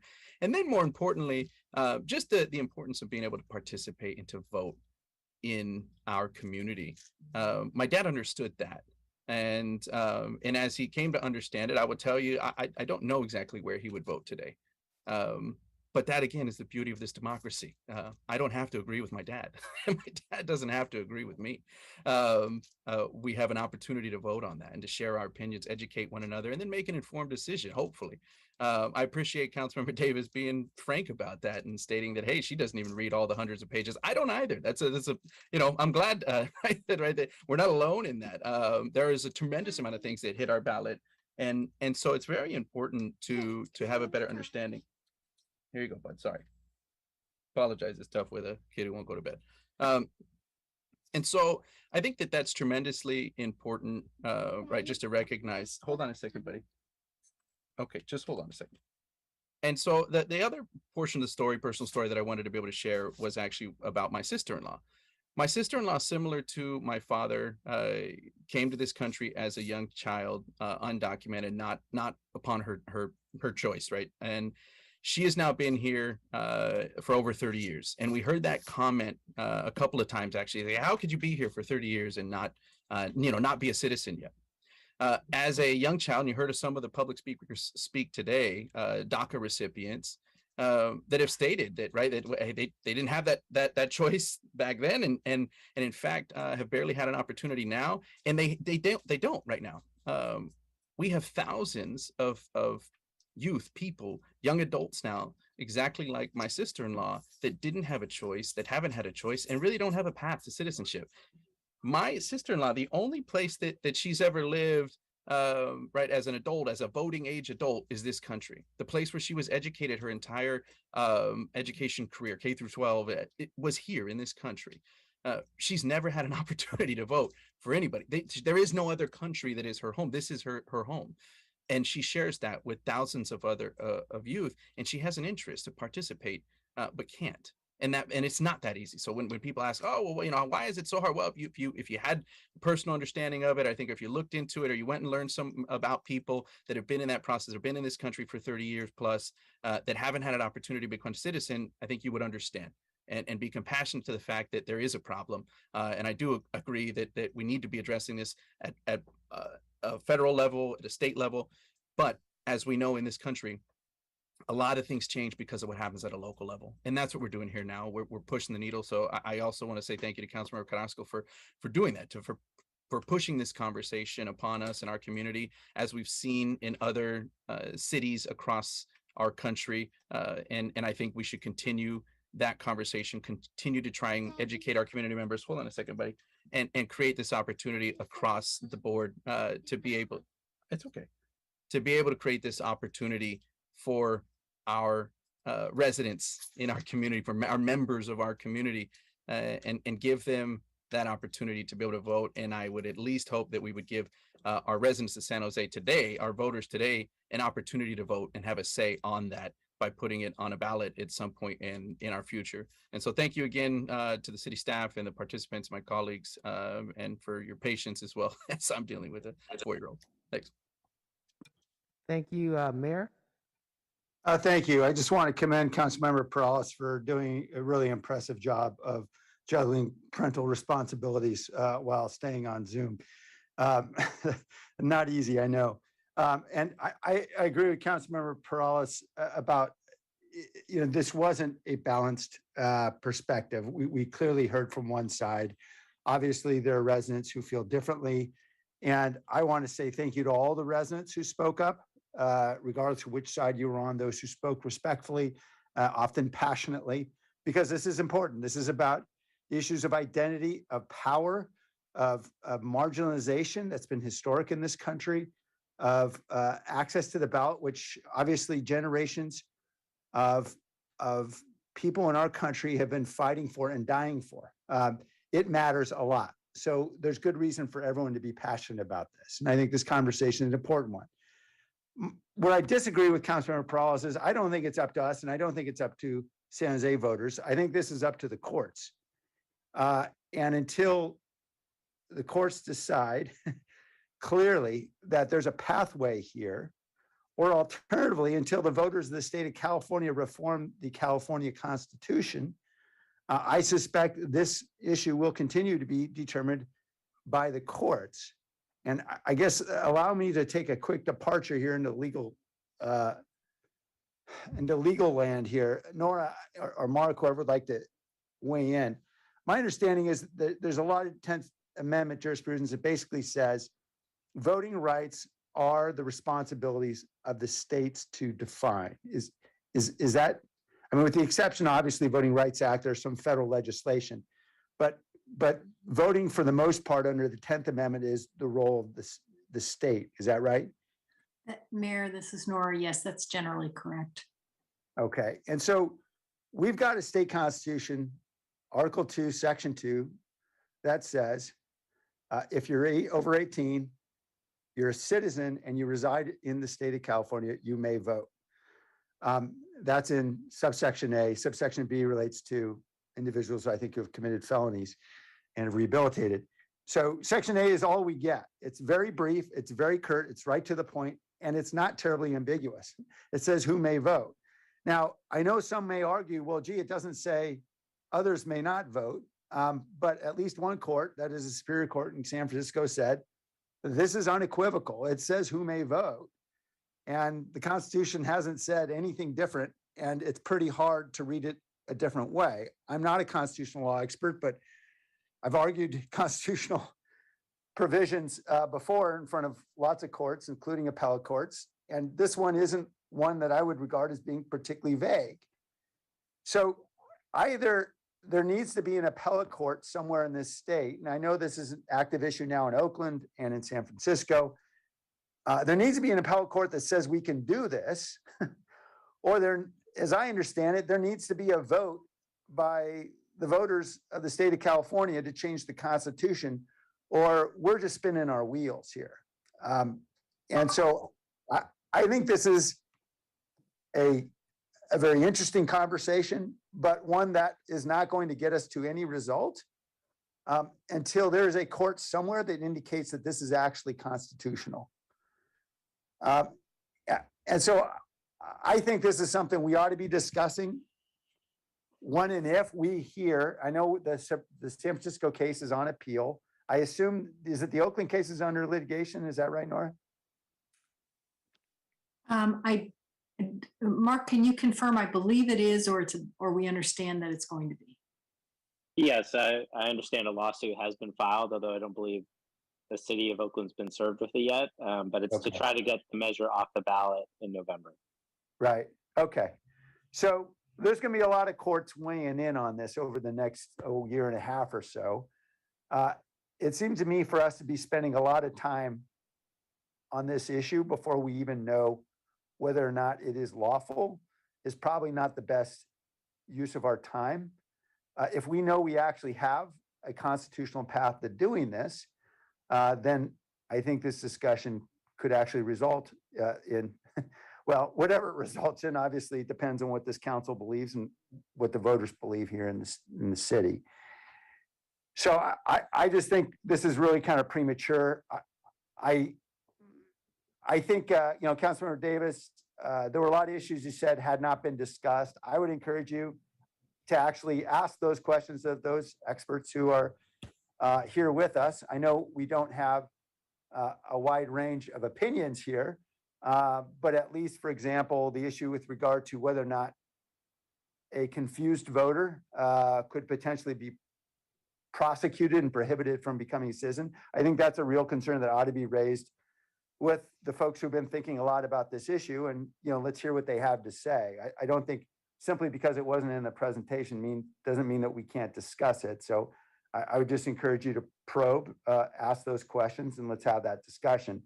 But for the most part, I think after today, we really should be waiting until we hear that there's a court somewhere that says this is constitutional before we get everybody wound up and spun up over this issue. Because look, we know this is a divisive issue. It's divisive for lots of obvious reasons. And we ought to be thinking about whether or not this is actually going to come to a productive end before we decide, we're going to get everybody into a very divisive battle. I think it's important for us to understand the constitutionality first. So I'll leave it there. Thank you. Thank you, Mayor. Council Member Mahan. Thanks, Vice Mayor. And I think that was well said. I wanted to just offer a couple of my reflections on the topic as I've listened to the conversation. And I appreciate both my colleagues' comments and questions, as well as everybody who participated. This is obviously a difficult, divisive issue that can bring out the worst in folks. But I do feel that the vast majority of people who spoke up really did so from a place of honesty, rooted in real life experience, and I appreciate that. So I just wanted to share a few thoughts. One is, maybe it doesn't need to be stated, but given that I do not support the proposal, I do want to just state emphatically how pro-immigration I am, and I think I'm proud to live in a city that has welcomed people from all over the world and created opportunity for them. And as I said in January, having grown up in a town that has a very large undocumented population, I think it's a tragedy that we have individuals and families who have been here for decades working and paying taxes who don't have a pathway to citizenship despite the desire to have that. And I personally believe that as elected officials, we have a responsibility to be vocal on that issue. I think we should be advocating to our representatives at a federal level to do everything possible to create real legal pathways for people to become citizens. Furthermore, I think on this issue, when we have an issue, even if it's a controversial one, a complicated one where emotions run high, but it affects thousands of our residents and people are organizing and demanding change, I do think, and I'll just reiterate again what I said in January, I think at a minimum, we should be willing to do what we've done tonight, which is to come together publicly, hear different perspectives, have a conversation, and kind of weigh in and facilitate that civic discourse in public. I think that's a core part of our job. I will say, along the lines of what I think all of my colleagues who have spoken have said, and I think Councilmember Davis said most emphatically, I was disappointed at the lack of diversity of opinion. I think there's plenty to suggest that there are legal scholars and professors out there who might have some differing views, and that we would have all benefited from hearing a debate amongst experts who had very different views. And I just hope in the future, as we have study sessions on any issue, that we are seeking diverse opinions from those with expertise and really understanding the diversity of arguments out there and the evidence backing or the logic backing those arguments. And I do feel that tonight was frankly lacking, and I'm disappointed in that. Couple other thoughts I want to share. There's been a lot of discussion about how voting and citizenship at one time in our country was not associated, and that that's changed. And the reality is that many of these, many conceptions like citizenship are socially constructed. They evolve over time for good or bad reasons. But what I have experienced in the last year, going around the city, speaking with thousands of residents, has been an overwhelming, and I'm not saying it's universal, and obviously this is something that could be worked out at the ballot box, but a very strong sentiment amongst many of our residents, including many recent immigrants, that very much associate voting as a right and responsibility of citizenship. And I just want to share that because we didn't hear as many of those views tonight, but I have heard that loudly and clearly across the city from a very diverse set of residents, and I think that deserves to be highlighted. And obviously these definitions change over time. So that's a debate, a discussion we're going to all continue to have as a community, and I'm sure it will continue to evolve. I think Councilmember Davis raised a number of important objections or concerns around implementation and cost and confusion. And I think those are all worthy of further study. But I actually think the mayor made the most important point, which is that at this point, we don't have to reinvent the wheel. Other cities have moved the proposal forward. It's been challenged. There's a legal process playing out within our own state. And I think we need to wait to see how that plays out. But personally, I am not comfortable with moving this forward to the ballot. And I especially think, given the cost, the divisiveness, the complexity of it, we ought to watch the legal process and learn from other cities. I think we're a laboratory. Our democracy is a laboratory in which different cities and states experiment. I think that experiment is running, and let's let the courts weigh in and take it from there. Thank you. Thank you, council member. Mayor, your hand is still up. I don't know if you want to say something else or. No, I'm sorry. I accidentally left that up. Thank you. Okay, well, you were the last, Councilmember Mahan was the last council member to speak. Mayor, I don't know if you want to just bring it home. Land the plane. All right. Thank you, Vice Mayor, and thank you for taking over here. I appreciate again all of the members of our community who came out to speak today. As was mentioned earlier by Tony, there is not an open session. This was just a study session on this topic. And so with that, we're going to adjourn the meeting. And if there should be any council action on this item, it will have to come back through rules, or the council will have to direct it otherwise. In any event, thank you again, everyone, and have a good night.